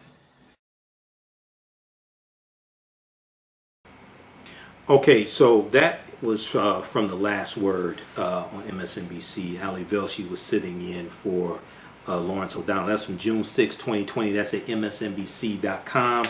Watch that clip. The name of that clip is Yamiche Alcindor. Trump has never talked about systemic racism. He doesn't. He didn't want to address inequities. He didn't want to address the fact. She hemmed him up at the White House press conference on Friday. He didn't want to address the fact that the unemployment rate for white people dropped, but the unemployment rate for African Americans ticked up by 1/10 of a percentage point. And then, if you read the article from NPR.org, Trump says strong economy will bring racial justice.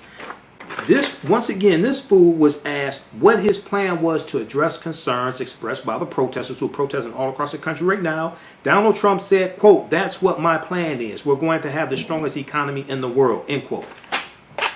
Okay. Now, New York Times has a fact check on his claims. How much time we have left, JT? Yeah, about 2.5 minutes. Okay. New York Times has this fact check that came out June 5th, 2020, updated June 7th. Trump's false claim that, quote, nobody has ever done, end quote, more for the black community than he has. Trump's false claim that nobody has ever done more for the black community than he has. The records of Presidents Abraham Lincoln and Lyndon B. Johnson, among others, beg to differ. Go read this article from the New York Times. We're going to post this link here. Because he's just lying. Look, those lies ain't going to work this time. Okay? Those lies are not going to work this time. All right? So there was a misclassification error also that took place dealing with the job numbers that came out Friday. There was a special note at the end of the jobs report from the Bureau of Labor Statistics that said that if this misclassification error had not occurred, the overall unemployment rate would have been about 3 percentage points higher than reported, meaning that the unemployment rate would be about 16.3% for May. The Bureau of Labor Statistics, the agency that puts out the monthly jobs reports, said it's working to fix the problem. I'm not sure why there was a problem. If you know, you had to put a note there that said there was a problem with the misclassification error, why the error took place. But anyway, okay. Read this article from Washington Post. A misclassification error made the May unemployment rate look better than it is. Here's what happened. That's from Heather Long at the Washington Post. Okay, we're out of time here. We're gonna continue the discussion on my social media platforms, the African History Network on Facebook and Michael Imhotep on YouTube, IMHOTEP. Thanks everybody for tuning in. Also, if you want to donate to the African History Network, $ the AHN Show through Cash App, $ the AHN Show through Cash App, or paypal.me/the AHN Show through PayPal. Also at our website, AfricanHistoryNetwork.com. All of my DVD lectures are available at our website, AfricanHistoryNetwork.com as well. Thanks for all the birthday wishes. Remember, at the African History Network, we focus on educating, empowering, and inspiring people of African descent throughout the diaspora and around the world. Because right now, it's correct wrong behaviors. Not over till we win. Wakanda forever. Stay tuned for Pastor Mo. We'll talk to you next time. Peace. All right. So we do 2 hours. We're going to continue here. We do 2 hours on 9:10 a.m. the Superstation WFDF in Detroit from 9 p.m. to 11 p.m. Eastern Standard Time. And then, since I'm broadcasting from home because of Governor Gretchen Whitmer's stay-at-home order, which she said expires June 15th, so we'll see. The radio station has us broadcasting from home, so we can continue on my social media platforms. How's everybody doing? Everybody share this broadcast on your social media pages. Invite your friends to tune in also. All right, let me post a link to here. I'm gonna wrap some of this stuff up because it's been a long weekend. It's been a long day. My 3-year-old daughter yesterday said, she said it's Dad's birthday, so she calls me Dad. She can say Daddy, but she calls me Dad. I try to get her to say Daddy instead of Daddy, but she can call me Dad as long as she wants to. But okay. But anyway, let's see here. I think I have another clip that I want to cue up. I have so much information. I have like a ton of information to try to squeeze into 3 hours. So I may have to do some other broadcasts throughout the week dealing with this, okay? but I wanted, this is a critical time, and I'm doing research constantly, so I want to make sure we try to get this in, okay? So let's do a quick reset. Those just tuning in, you listen to the African History Network show. You're watching the African History Network show. We did 2 hours on radio here in Detroit, 9:10 a.m. at Superstation WFDF, and then also, we're continuing on my social media platforms. We're dealing with a number of different topics here. Let's do a reset on what we talked about. We talked about George Floyd protests, organized tens of thousands of people across the country and around the world fighting against racism and police violence. Police departments announced reforms. NFL Commissioner Roger Goodell admits the NFL was wrong not to encourage NFL players to protest peacefully. However, he did not apologize to Colin Kaepernick, who started this whole thing, right? You know, and sued you all for blackballing him from the NFL. And you ain't apologize to Colin Kaepernick? Okay. President Barack Obama speaks out on the killing of George Floyd and gave encouragement to protesters. So I played remarks from President Obama, the last president to win the popular vote and the Electoral College twice. Okay. Then also police union chief trashes George Floyd and is a Trump supporter. That's Minneapolis Police Union Chief Lieutenant Bob Kroll, Kroll. Why do police unions have so much power? New York Times has an extensive article dealing with this that came out June 6th. How police unions became such powerful opponents to reform efforts. How police unions became such powerful opponents to reform efforts. Half a decade after a spat of officer-involved deaths inspired widespread protests, many police unions are digging in to defend members. And we saw Bob Kroll, who's the president of the Minneapolis Police Union, and the 9 city council members just announced that they're going to disband the Minneapolis Police Department. Lieutenant Bob Kroll is defending the 4 officers who were involved in killing George Floyd. Over the past 5 years, now this article from New York Times, and we'll post a link here, it's written by Noam Schreiber, Farrah Stockman, and J. David Goodman. This is from January 6, 2020. Over the past 5 years, as demands for reform have mounted in the aftermath of police violence in cities like Ferguson, Missouri, Baltimore, and now Minneapolis, Minnesota, police unions have emerged as one of the most significant roadblocks to change. The greater the political pressure for reform, the more defiant the unions often are in resisting this reform, with few city officials, including liberal leaders, able to overcome their opposition.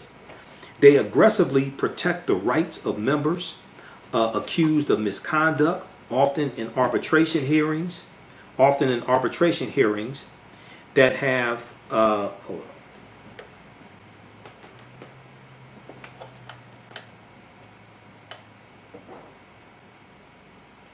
Okay, often in arbitration hearings, the greater the political pressure for reform, the more defiant the unions often are in resisting it, with few city officials, including liberal leaders, able to overcome their opposition.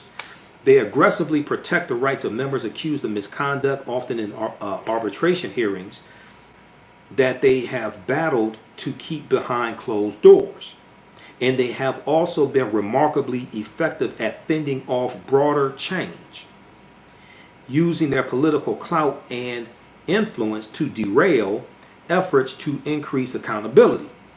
While rates of union membership have dropped by half nationally since the early 1980s to 10%, higher membership rates among police unions give them resources they can spend on campaigns and litigation, political campaigns, elected officials, and litigation to block reform. A single New York City police union has spent more than $1 million on state and local races since 2014. In St. Louis, when Kim Gardner Kim Gardner, who's African American female, was elected the top prosecutor 4 years ago. She set out to rein the city's high rate of police violence. Rein in the city's high rate of police violence. But after she proposed a unit within the prosecutor's office that would independently investigate misconduct, she ran into the powerful local union. I've talked about this as well. She is trying to invoke the 1871 Ku Klux Klan Act, okay, to get a federal judge to intervene.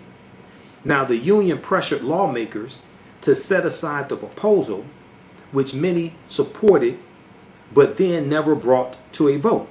Around the same time, a lawyer for the union waged a legal fight to limit the ability of the prosecutor's office to investigate police misconduct.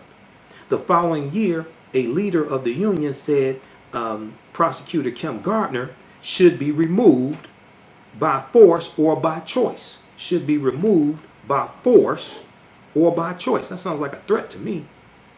Politicians tempted to cross police unions have long feared being labeled soft on crime by the unions or more serious consequences.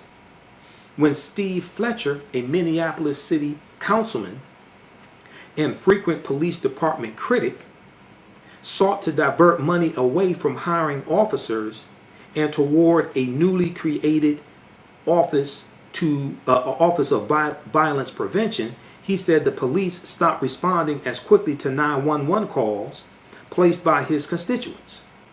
Quote, it operates a little bit like a protection racket, end quote, Mr. Fletcher said of the union. It operates a little bit like a protection racket, okay? So a spokesman for the Minneapolis Police Department said he was unable to comment.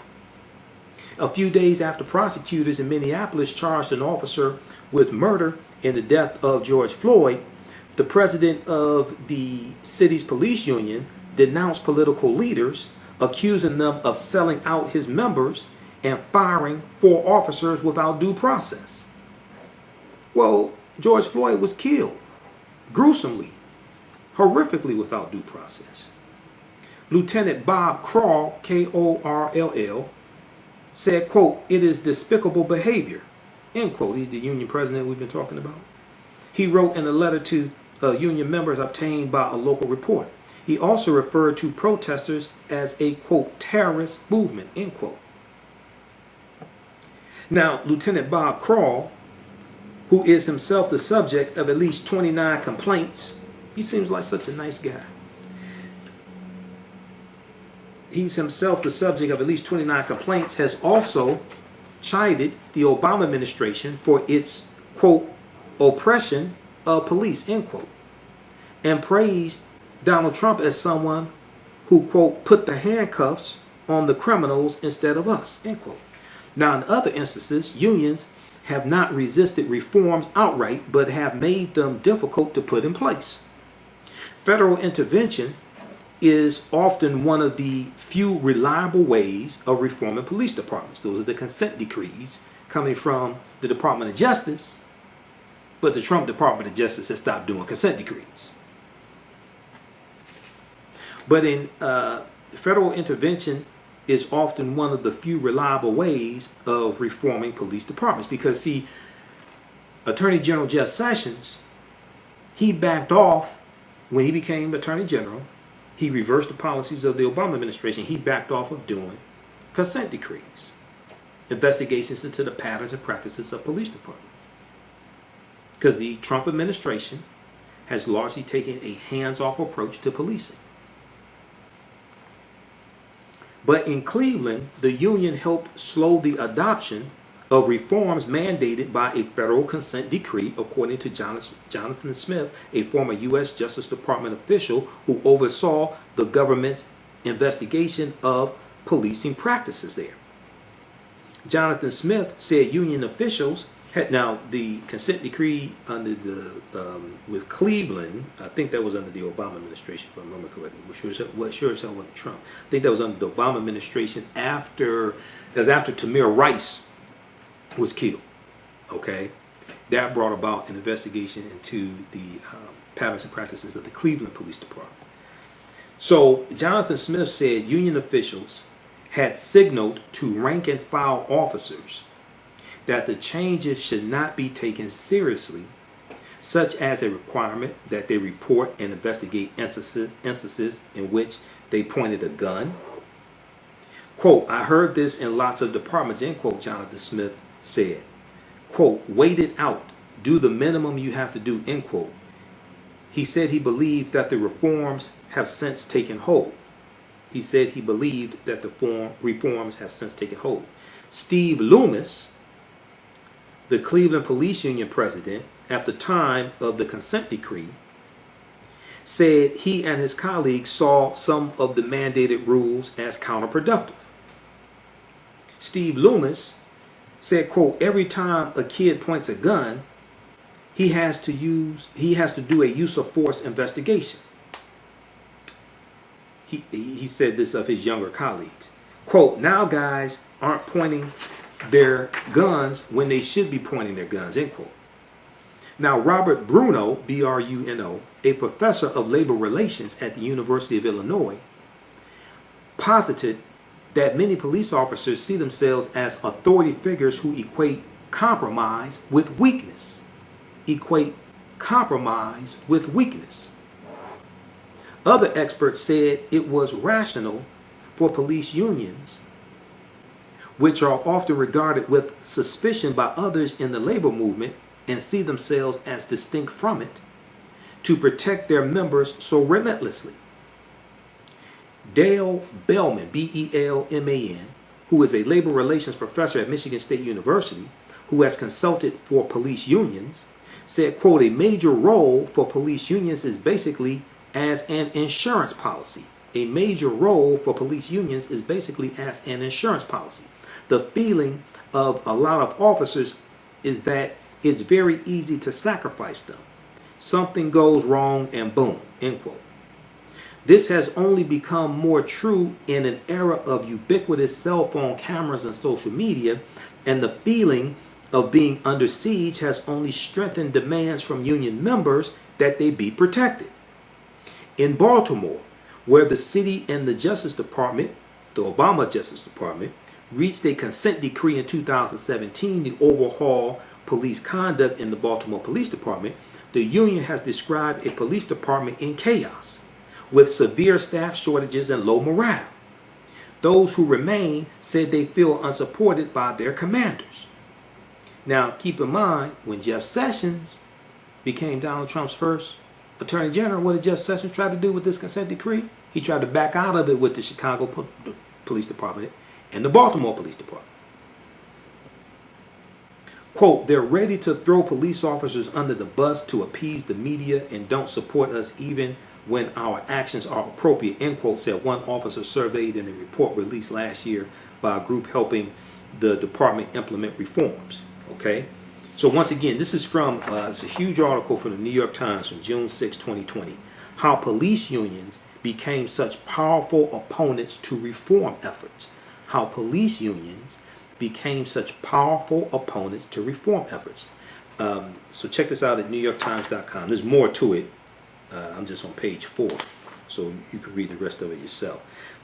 It remains to be seen how the unions will respond to reform initiatives by cities and states since George Floyd's death, including a new ban on chokeholds in Minneapolis. I don't think they're going to respond too well to Minneapolis Police Department being disbanded, but we'll see. Maybe they'll surprise us.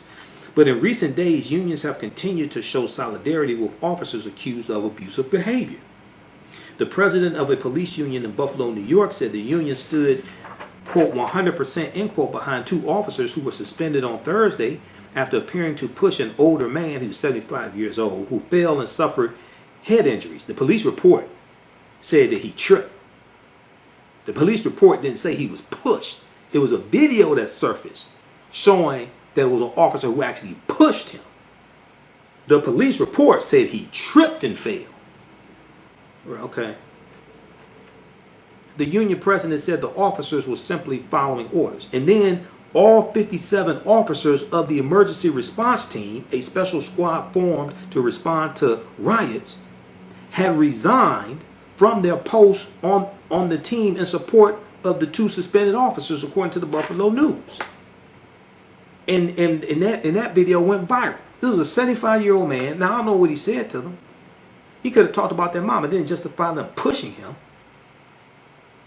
Okay? And then you saw one officer was going to go and kneel down and appear to attend to them, and then the other officer, who may have been a superior, waves him off, and then radios, I don't know where radio, and the guy's just laying there, bleeding from his head and appears from his ear also.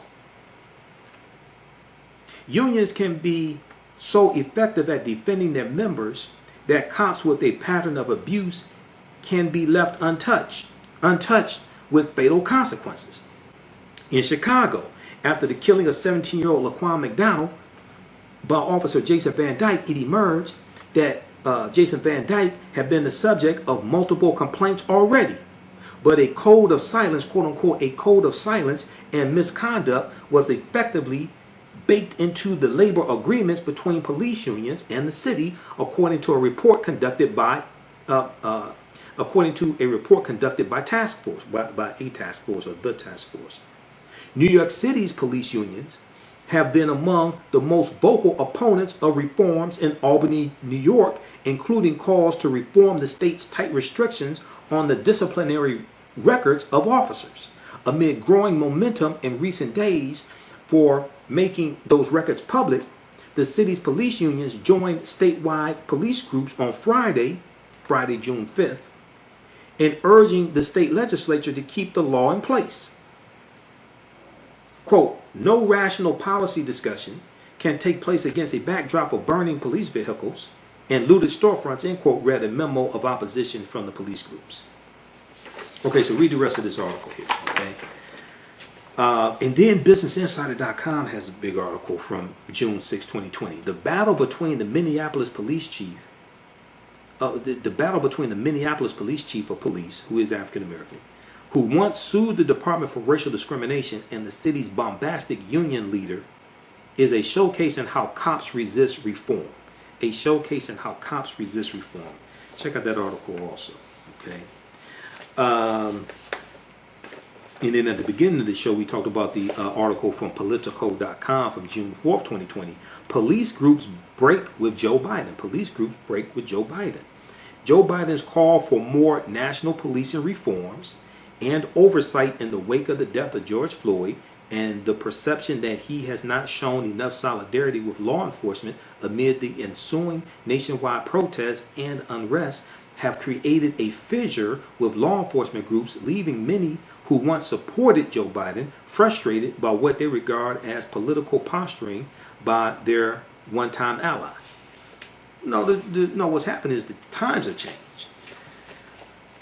This is not the 90s. Like I said at the beginning of the show, violent crimes peaked in 1992. Today, violent crimes are at about near a 44-year low. Times have changed. Okay, so we have those articles here, and then so we talked about the unemployment numbers.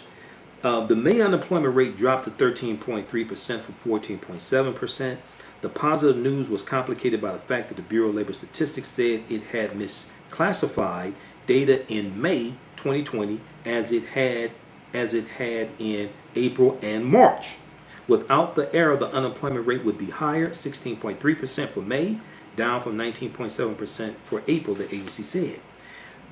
Many economists have been predicting the unemployment rate might hit 20%, but they seem to underestimate the effect of the economy's reopening, as well as programs such as Paycheck Protection Programs, PPP, which steered $660 billion in loans to medium and small businesses with incentives to rehire employees. So the economy is drastically propped up from the money from the PPP loans, also the money that the Fed, the trillions of dollars the Fed has injected into the economy, but especially the Paycheck Protection money.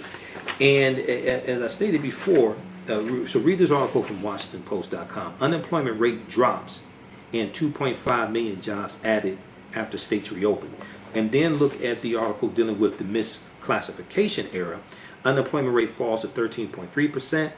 No, hold on. That's BlackAmericaWeb.com has this article that they picked up from the Associated Press. Unemployment rate falls to 13.3%. U.S. adds 2.5 million jobs. But the article from the Washington Post dealing with the misclassification era is a misclassification era made the May unemployment rate look better than it is. A misclassification era made the May unemployment rate look better than it is. Here's what happened. Okay, so when the U.S. government's official jobs report for May came out on Friday, June 5th, it included a note at the bottom saying there had been a major error indicating that the unemployment rate likely should be higher than the widely reported 13.3%. Now, I don't think Donald Trump mentioned this in his little press conference he had in the Rose Garden. I don't think he mentioned this major miscalculation error.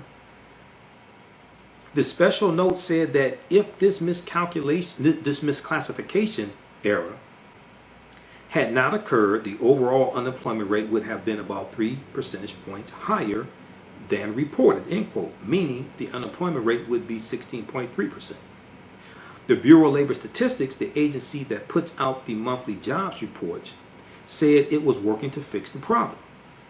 I don't know why this problem keeps happening, but okay, all right.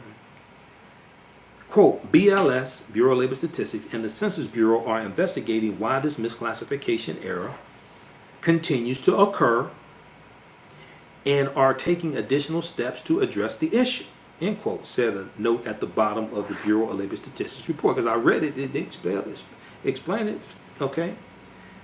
Quote, you can 100% discount the possibility that Trump got to the BLS, not 98% discount, not 99.9% discount, but 100% discount, end quote, tweeted Jason Furman, the former top economist for former President Barack Obama.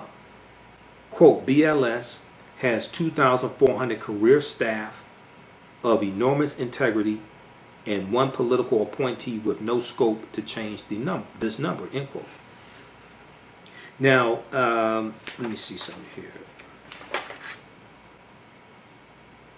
One of the things that was talked about was that the unemployment rate for African Americans went up about 1/10 of a percentage point from 16.7 to 16.8. Donald Trump didn't want to mention that. Okay, so read this article also, okay? A misclassification error made the May unemployment rate look better than it is. Here's what happened. That's by Heather Long at Washington Post. She reads some good articles. Heather Long writes some good articles. I read Washington Post, New York Times every day, and other publications also.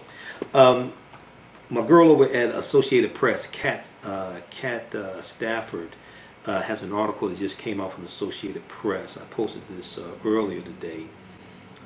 Black activists push for criminal justice system overhaul. Black activists push for criminal justice system overhaul with Facebook friends.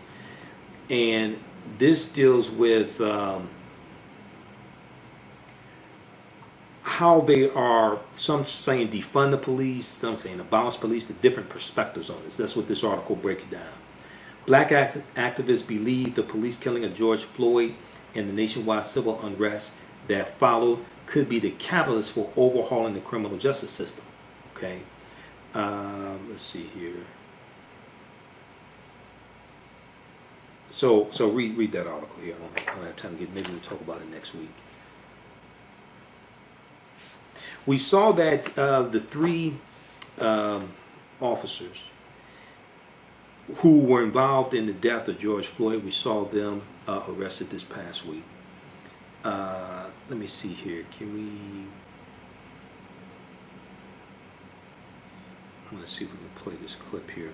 Ex-Minneapolis cop told other officers, "You shouldn't do this," during George Floyd's arrest, lawyer says. One of the 4 Minneapolis police officers charged in George Floyd's death tried to warn his fellow officers during the arrest his attorney claimed in court this past Thursday. The man, J. Alexander Coing, not sure how to pronounce the last name, K-U-E-N-G, Coing, had not yet completed his third full shift as a police officer when the deadly arrest occurred, his attorney Tom Plunkett claimed. So, because the other three guys were like in training, they were doing the job. Chauvin was the training officer. Okay, now this guy had like 18 complaints against him, so why he's the training officer, I don't understand. Training them to do what? So, Jay Alexander, this was his third full shift as a police officer. Another guy, this was his fourth day on the job. So, Jay Alexander Coing was in court Thursday along with former officers Tao Theo and Thomas Lane after they were charged Wednesday with aiding and abetting murder, as well as aiding and abetting manslaughter. A fourth former officer, Derek Chauvin, was charged with second-degree murder after video showed that Chauvin placed his knee on George Floyd's neck. Okay, so read the rest of this article here. It's going to be interesting to see what happens to it, because I understand you in training, and some people, and there were reports that one of them said, "Hey, should we sit him up? Should we turn him over on his back or something?" But at some point, something should kick in and say, "Hey, get off of him." I know he's training you, but once again, training you to do what? At some point, something should kick in and say, "Hey, look, I think you're killing him. I think you need to get off. I think you need to stop it. I don't feel a pulse." But okay. A lot of people recently have been, with all this taking place, you hear talk about 1619 and we're dealing with 400 years and all this, right? And a lot of people are talking about white fragility, white supremacy, and white fragility. Now, the author of the book White Fragility, Robin DiAngelo, was interviewed by Joanne Reed on AM Joy on Sunday, June 7th, okay? And they talked about white fragility and what's going on now. Let's go to this clip. There are so many dimensions that come together. There's not one single thing that makes it so hard for white people to see and understand racism, much less honestly care about racism. And the first thing is that we don't even understand what it is. We're taught to think about it as individual acts committed by mean, intentional people. And that definition, I don't know that you could have come up with a more effective way to protect the system of racism, because it exempts virtually all white people from that system and is the root of virtually all white defensiveness, individual conscious malintent across race. Well, that leads to I'm not racist. And I would just ask white Americans to remove that phrase from their vocabulary. When we say I'm not racist, what we're conveying, and you can check me if I'm wrong here, is that we're clueless about what racism is, that we have no skills or critical awareness, that we likely can't even tell you what it means to be white, that we're going to deny and invalidate your reality and your experience. Virtually every act we could identify as racist was committed by a white person who said, I'm not racist. So being a good person and being complicit with the system become mutually exclusive. That's one challenge. Another one is this incredibly precious ideology of individualism. We're taught that we're unique and special. I mean, you were just talking about this idea that white people are objective on racism, which is outrageous. We are the least objective on racism. We are the most invested in a system that serves us and invested in not seeing that system or how it serves us. It's an example of how whiteness perverts reality, if you will. Internalized superiority is another reason. That's probably the hardest one for us to look at, but no white person misses the message that it's better to be white. At the same time, we're told we could never admit to that or we'll be bad people. We're also granted, the universal voice. We can speak for all humanity from no particular position, and you always and only speak from a very specialized, biased position. When you put all that together and then throw in segregation, most white people don't even know Black people, and let's be honest, aren't taught that there's any loss about that. Most white people go cradle to grave with no authentic relationships with Black people, and not only don't feel lost, but measure the value of their schools and neighborhoods by the absence of Black people. That's a very deep message. When you put it all together, you get some pretty intense irrationality, denial, and resistance. And to that very point, and I think it's important to point out that you get that kind of dynamic of living in a world where the Black people in your life are only on television and that you don't really know hardly any. It is not just on the right or on the left. It's kind of across the board. I have two examples for you. There's that Maryland cyclist who everybody's seen this video of him confronting actually a young white girl who's putting up a sign about George Floyd. He rips the sign out of her hands. He assaults a guy on a bike who's filming the whole thing. He's now apologized. He's actually been arrested, and he says he's sick with remorse for the pain and fear he caused the victims. He's done the apology that you have to do. So that's on the one side. On the other side, and we don't know what his political sort of leanings are, but whatever they are. On the other side, you even have with Now, Daily Beast has a piece out right now about racism at the National Organization for Women.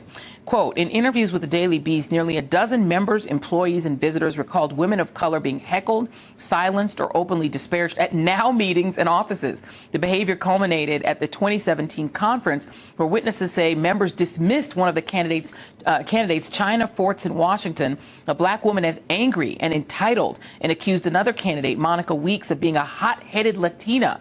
On the last day of the conference, more than a dozen women, including outgoing President Terry O'Neill, marched around a conference room to protest racism inside the organization. So this doesn't appear to be simply a right-wing thing. Oh, I think white progressives can be the worst. We're so committed to saving face to this kind of idea of ourselves as down and woke and not racist. That's where we put all our energy, trying to make sure you don't see us that way. And white women, I am a woman. I am a feminist. I experience a cis woman, by the way. I experience patriarchy and sexism. I also perpetrate racism. Experiencing one form of oppression doesn't free us from perpetrating another form. And sometimes we can be the most challenging because we're so defensive about that. Okay, so that was from AM Joy from June 7th, 2020, Joanne Reed. So you can check that out, name of that clip. That was Robin DiAngelo, author of White Fragility. White Fragility. Okay. Stop that. And let's see. All right. There was one other clip here. Why is it just stopping? There was one other clip here.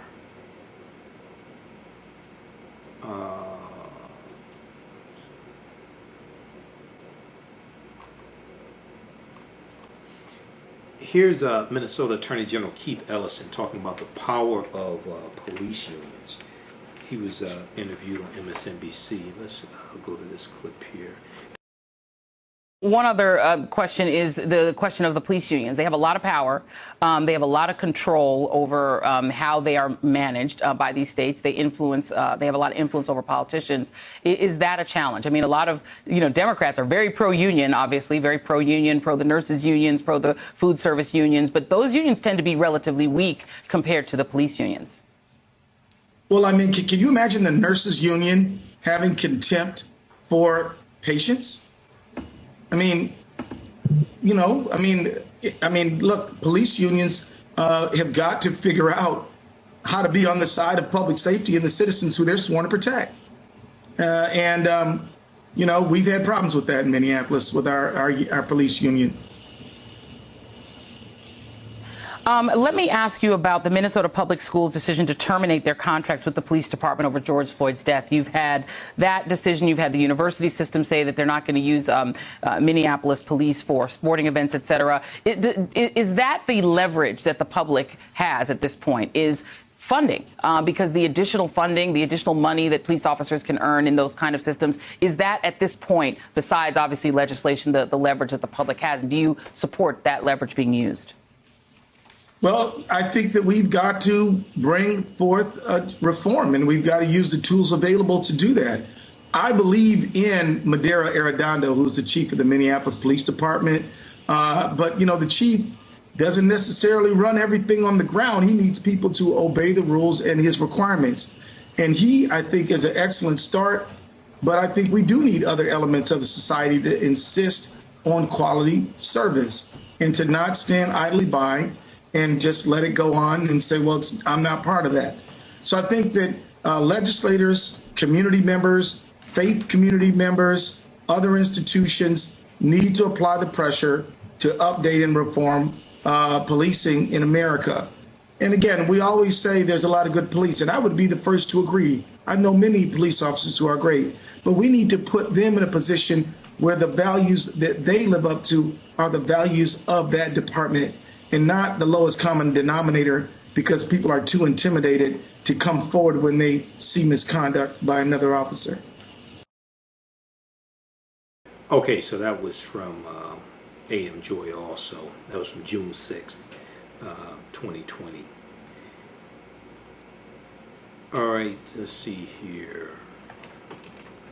Just a minute here. All right, I want to go to this next story, and then we're going to get into part 4 of Joe Biden's plan for Black America, for African Americans, strengthen America's commitment to justice. You can read all this at joebiden.com. This 22-page agenda for the African American community, very detailed agenda. And a lot of people have been asking for an agenda from Joe Biden, and then he put one out a month ago, came out May 5th, and they still haven't read it, which I find very interesting. But okay, you know, whatever. But anyway, Democrats prepare, Associated Press has this article, Black America Web picked this up, as well as NBC News. Democrats prepare sweeping police reform bills after George Floyd's death.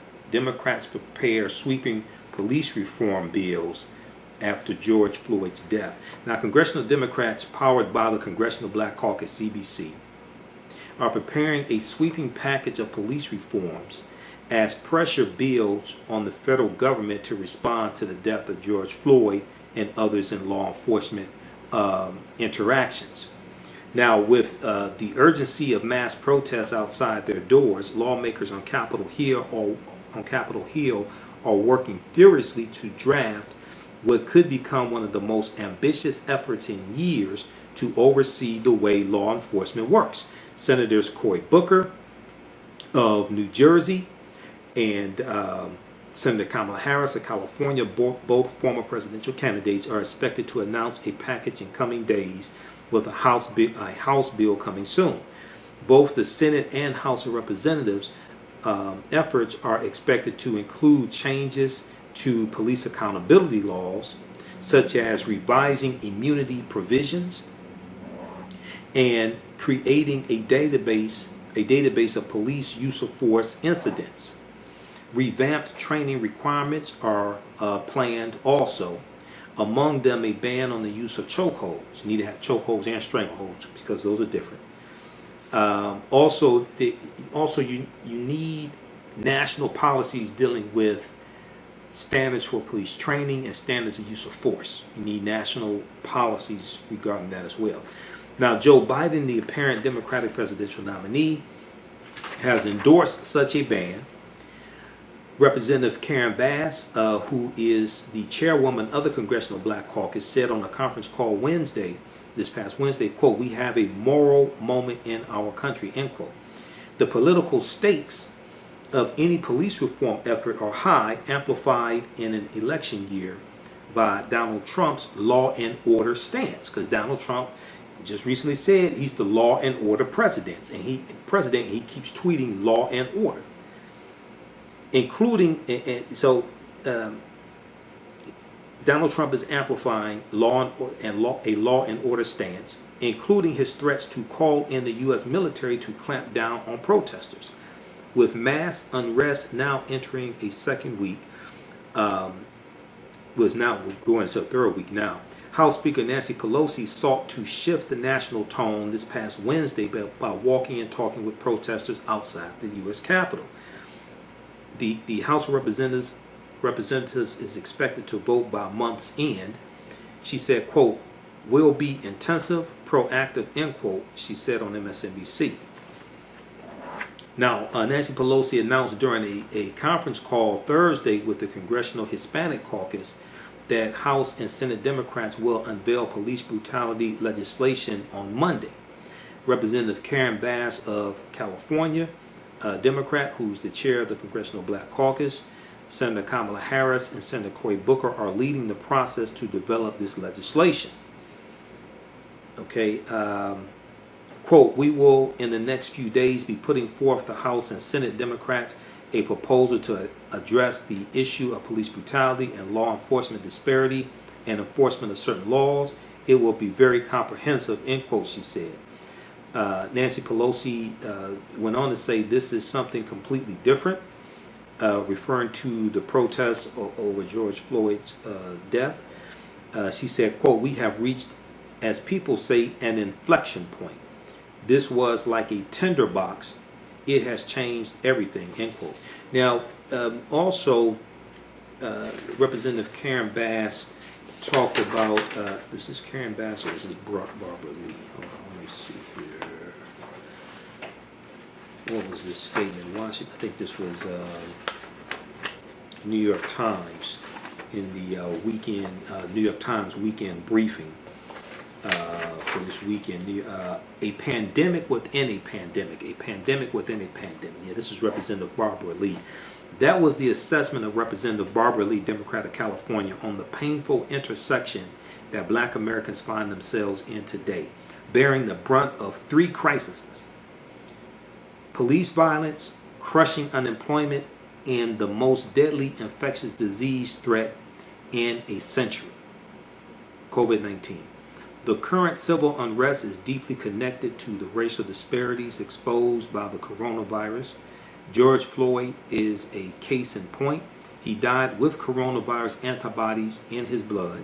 The autopsy showed that. Surviving infection only to die in police custody.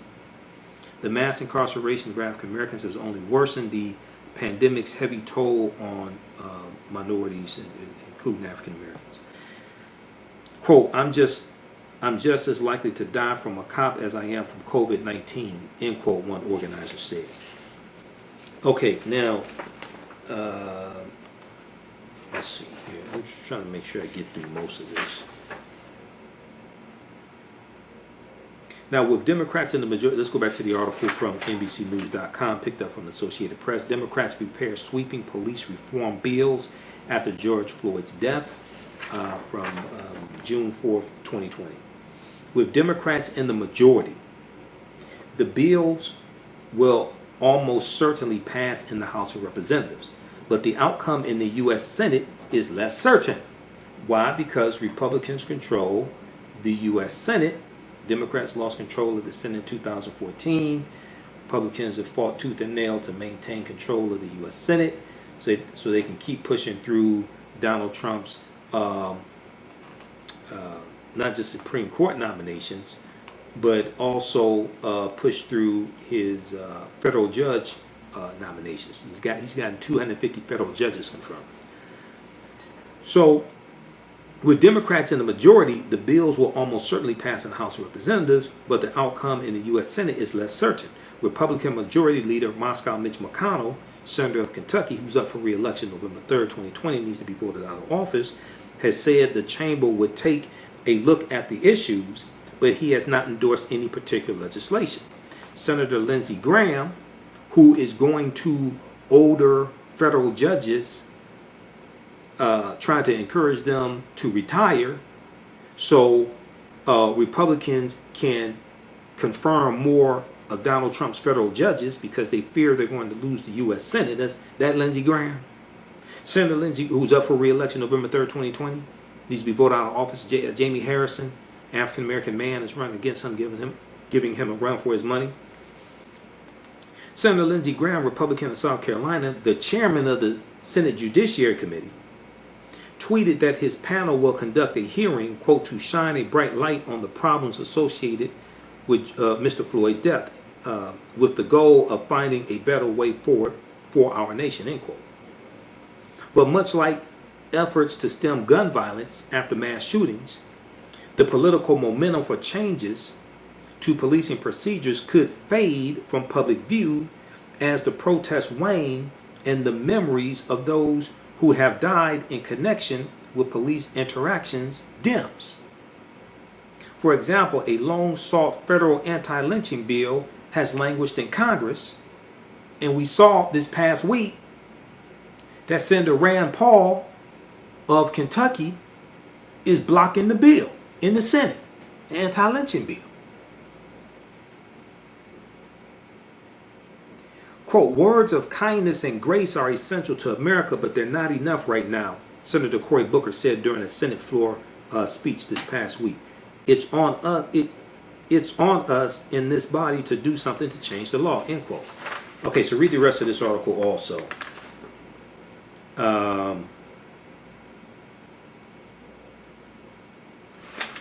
There are more statements from members of the CBC. Democrats prepare sweeping police reform bills after George Floyd's death.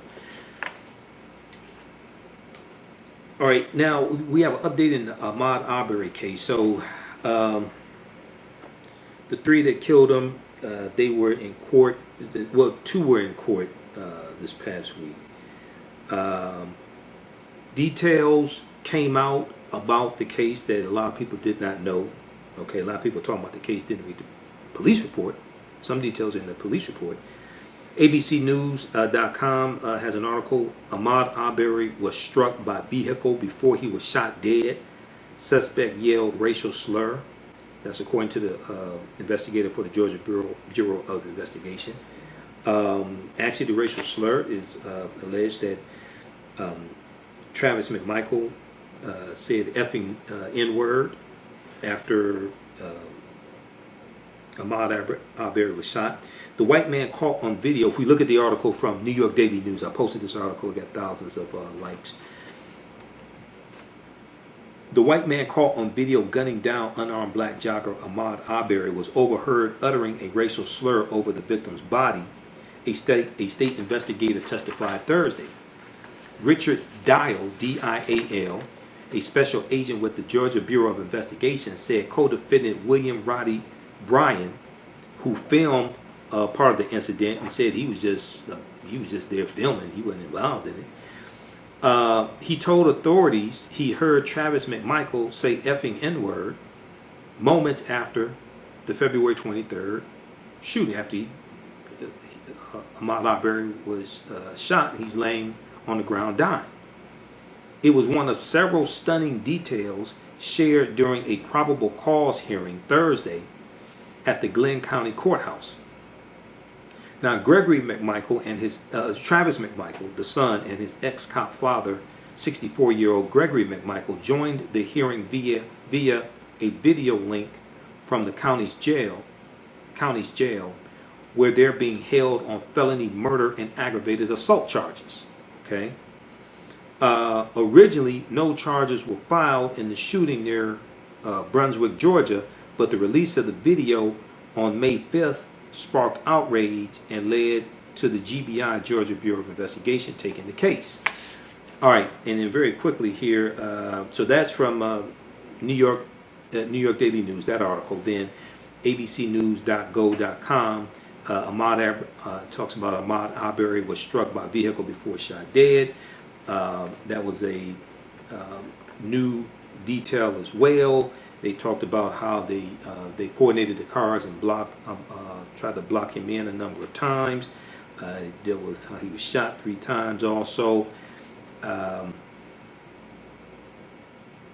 Let's see. Quote, we're here essentially on behalf of the citizens of Glenn County to talk about the fatal shooting, February 23rd. involving victim Ahmaud Arbery, who was chased, hunted down, and ultimately executed. We believe the evidence will show based on what's about to be presented to the court, said Jesse Evans, an assistant district attorney for the Cobb County District Attorney's Office, who was appointed special prosecutor on the case. The only witness called on Thursday was Richard Dial, a special agent for the Georgia Bureau of Investigation, who cited video and direct statements from the suspects in the presentation of the case to the court. Under direct examination from Prosecutor Evans, Richard Dial said that William Roddy Bryan, the third suspect, told investigators that during the fatal confrontation he heard Travis Michael, who allegedly fired the 3 shots that killed Arbery, yell a racial slur to the victim as he lay down on the ground. Dial said that the investigation uncovered other instances in which Travis McMichael used racial slurs in social media. The son, Travis McMichael, used racial slurs in social media posts and in text messages to describe African Americans. Now, the investigators said Gregory McMichael, the father, armed himself with a .357 Magnum revolver, which had been issued to him when he worked for the Glenn County Police Department, and called his son, who armed himself with a pump-action shotgun. Dial said the father and son got into a pickup truck and chased after Arbery, initially stopping him in front of William Roddy Bryan's house. Initially stopping him in front of William Roddy Bryan's house in the same neighborhood. The McMichaels ordered Arbery to stop, but the victim kept running, Dial said, because this white man chasing you with guns, so I'm going to run too. The father and son chased after him in their truck as Arbery tried to evade them. Richard Dial said of the Georgia Bureau of Investigation, quote, Bryan also got into his vehicle and attempted to use it to block Arbery's path several times, Richard Dial said. This is what he testified to in the hearing in court. He said Bryan allegedly struck Arbery during the pursuit hard enough that it left a dent in Bryan's vehicle. Eventually, Ahmaud Arbery found himself trapped between the McMichaels' truck and Bryan's vehicle, Richard Dial said. He said Travis McMichael got out of the truck with his shotgun and that he and Arbery began to fight in the street. Part of the confrontation was caught on the cell phone video taken by William Roddy Bryan. The footage showed the first shotgun blast hitting Arbery in the chest and showing Arbery's white t-shirt immediately soaked in blood.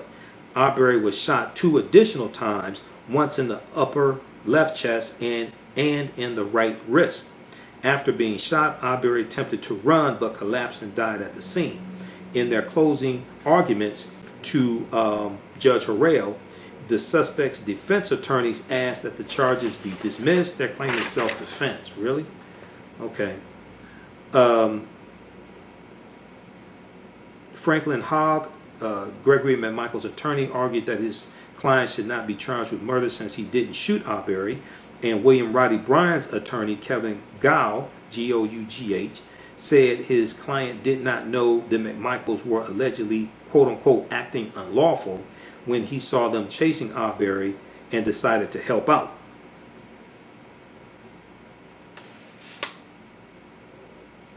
Interesting. Okay, so read the rest of this article here. Ahmaud Arbery was struck by vehicle before he was shot dead. Suspect yelled racial slur. Investigator. June 4th, 2020. abcnews.go.com. So I hope they go to prison for the rest of their lives, because that's where they belong. All right. And okay, so we got that one. We got that one. And then let's get into part 4, Joe Biden's plan for Black America. Let me see here. We dealt with that. 8 can't wait. We dealt with that. CBC. Okay. Just 1 second here. All right, how's everybody doing? Everybody share this broadcast on your social media platforms. Invite your friends to tune in also. Go back and watch last week's broadcast. We did part 3 dealing with Joe Biden's policies for the African American community. Hopefully people will read them and then and study Donald Trump's anti-black agenda also. Read the article from May 5th, 2020, blackpressusa.com. This is from the National Newspaper Publishing Association. This is a black news wire, and this is the African American newspaper publishers. Joe Biden's plan for empowering Black America. So they have an article here talking about it. Biden's in the article, Biden said the plan reflects many months of work and feedback from local elected officials, activists, organizations, practitioners, policy experts, strategists, and young people. His campaign called the plan a living document. Is going to expand. It's a living document. They're asking for feedback also. Visit joebiden.com. You can read the entire plan. And you can read his full policy platform. And he has policies for the Hispanic community, the Asian American Pacific Islander community, the African American community as well. But you can read his entire policy platform.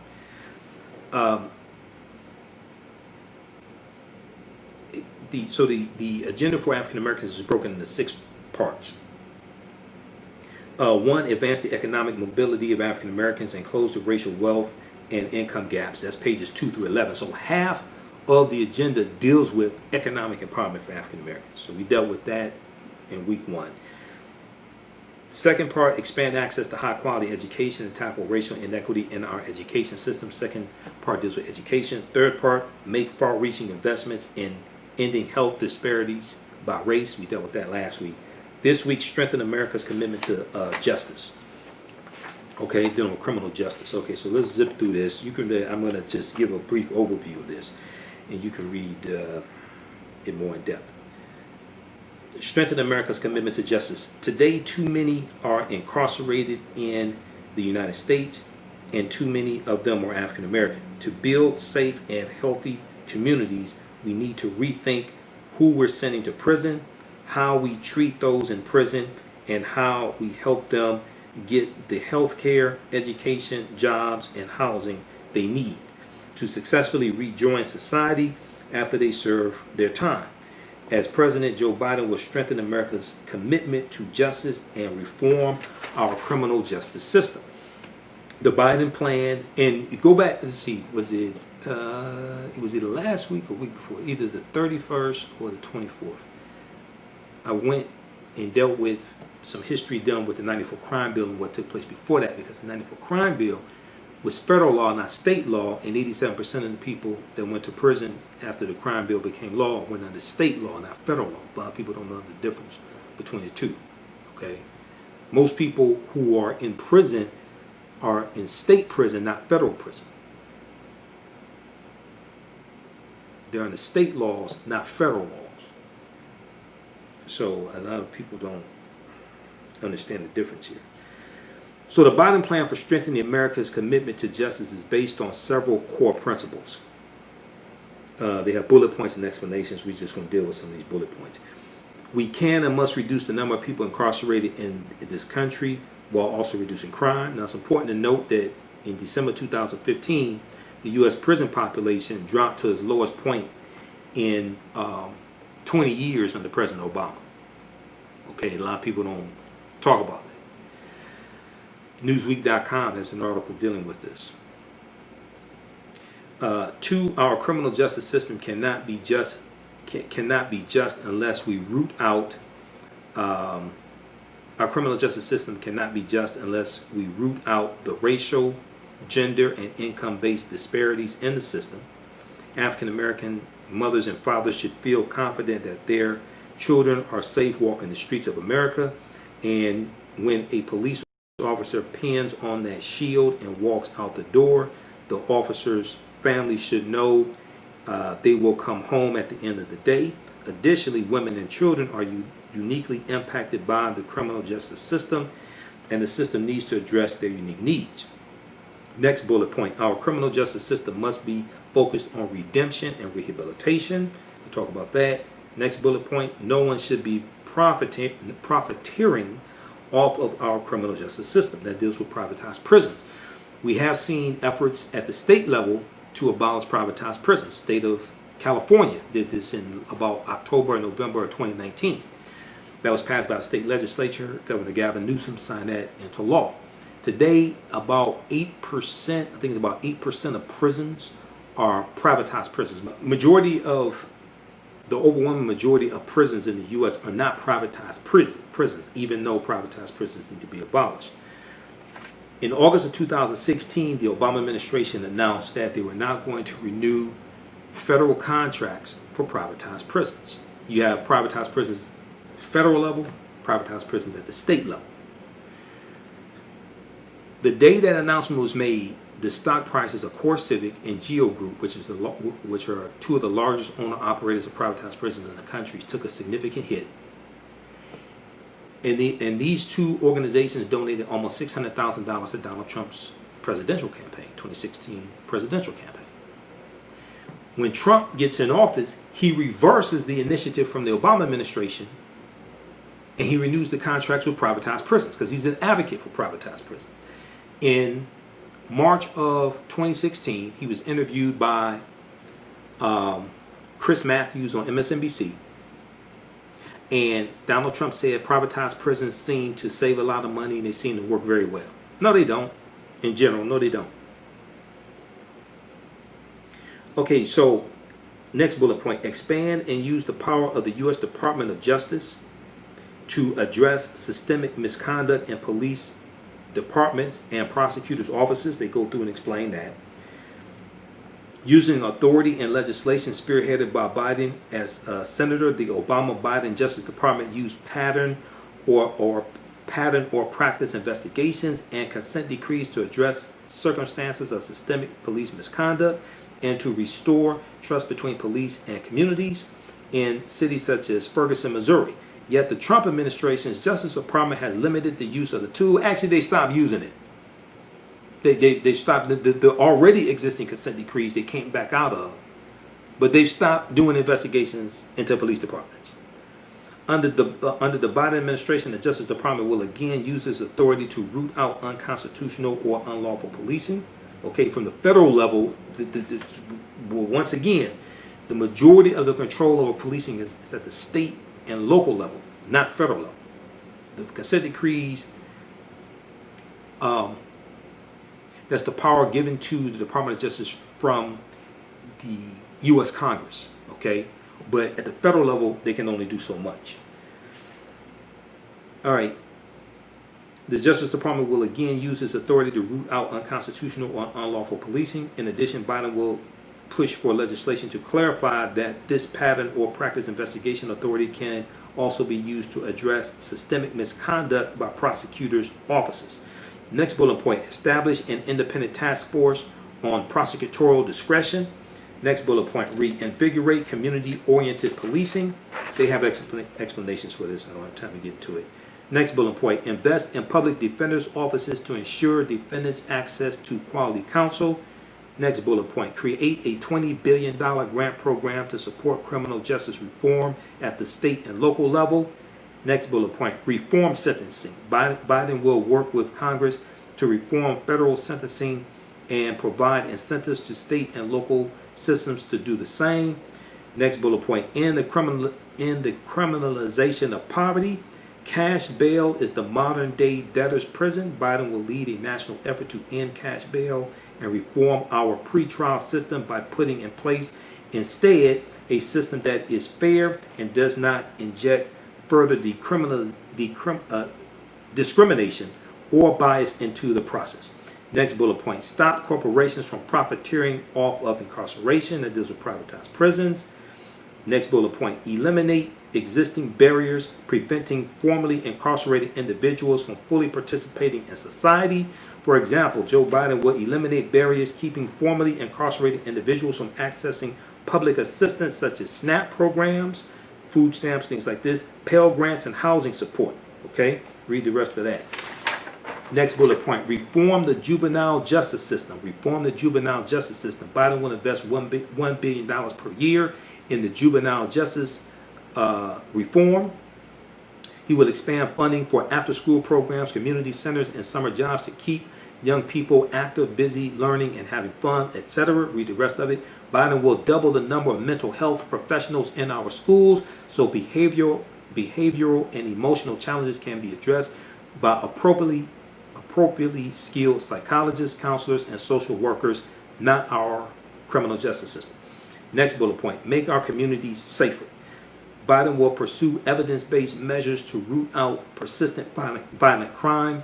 Violent offenders need to be held accountable, and survivors need to have access to support to deal with the physical, psychological, and financial consequences of violence. Read the rest of it. Okay, so that deals with criminal justice. That's ends on page 20. We'll deal with part 5 next week, which deals with make the right to vote and the right to equal protection real for African Americans. All right. Hey, if you like this type of information, you can donate to the African History Network, $ the AHN Show through Cash App, $ the AHN